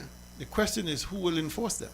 I am saying that he is confident that there will be no enforcement of these laws. He's very confident. Very confident. The law because you remember what he said in the House, in Parliament in St. Kitts, when the anti-corruption bill came up. And he said, this is an exercise in futility. This is a check the list, check the box exercise. Nothing will come of it. Nothing come of it. And so far he's been right. Right. The only hope we have right now is a civil case that Cozier brought against him and Spencer. With misfeasance in public office. That's the only hope right now. Because everything else... The hope? The judges are never the same. Anyway, folks, it's 25 past the hour. 20 past the hour of 3. I gave you extra 20 minutes. And are we on next week Saturday? Because next week Saturday is Culture Armor Sports. We will be on. Culture the swim, the aquatic. By the minister? We will go down there. We want to go down there. We will be here. We're going to go down there Tulu and watch Eric slide on his greasy pole. Not me and you. Not me and you, my brother. I think last year, when they had it last time around, we were here. Yes. And we will be here. Even if the local persons will be there, those out there will be listening. The following where they want to hear. All right. So if you enjoyed the program today, courtesy of NRP St. Paul's, I'm going to ask for a bribe. I'm asking for a bribe on behalf of NRP St. Paul's. I'm waiting for a bribe for NRP St. Paul's breakfast. That's not a bribe. We're asking for support. No, incentive. Incentive, not a bribe. Listen, I ain't ashamed. I'm asking for a bribe because next week I might have amnesia and I can't remember what I'm going to say. Anyway, our breakfast is next week Saturday, and if you're so minded, please support and look me up and give me some money out your pockets. All right. Thank you very much. We'll see you next week. God love, good speed, and all that goodness. See you next week.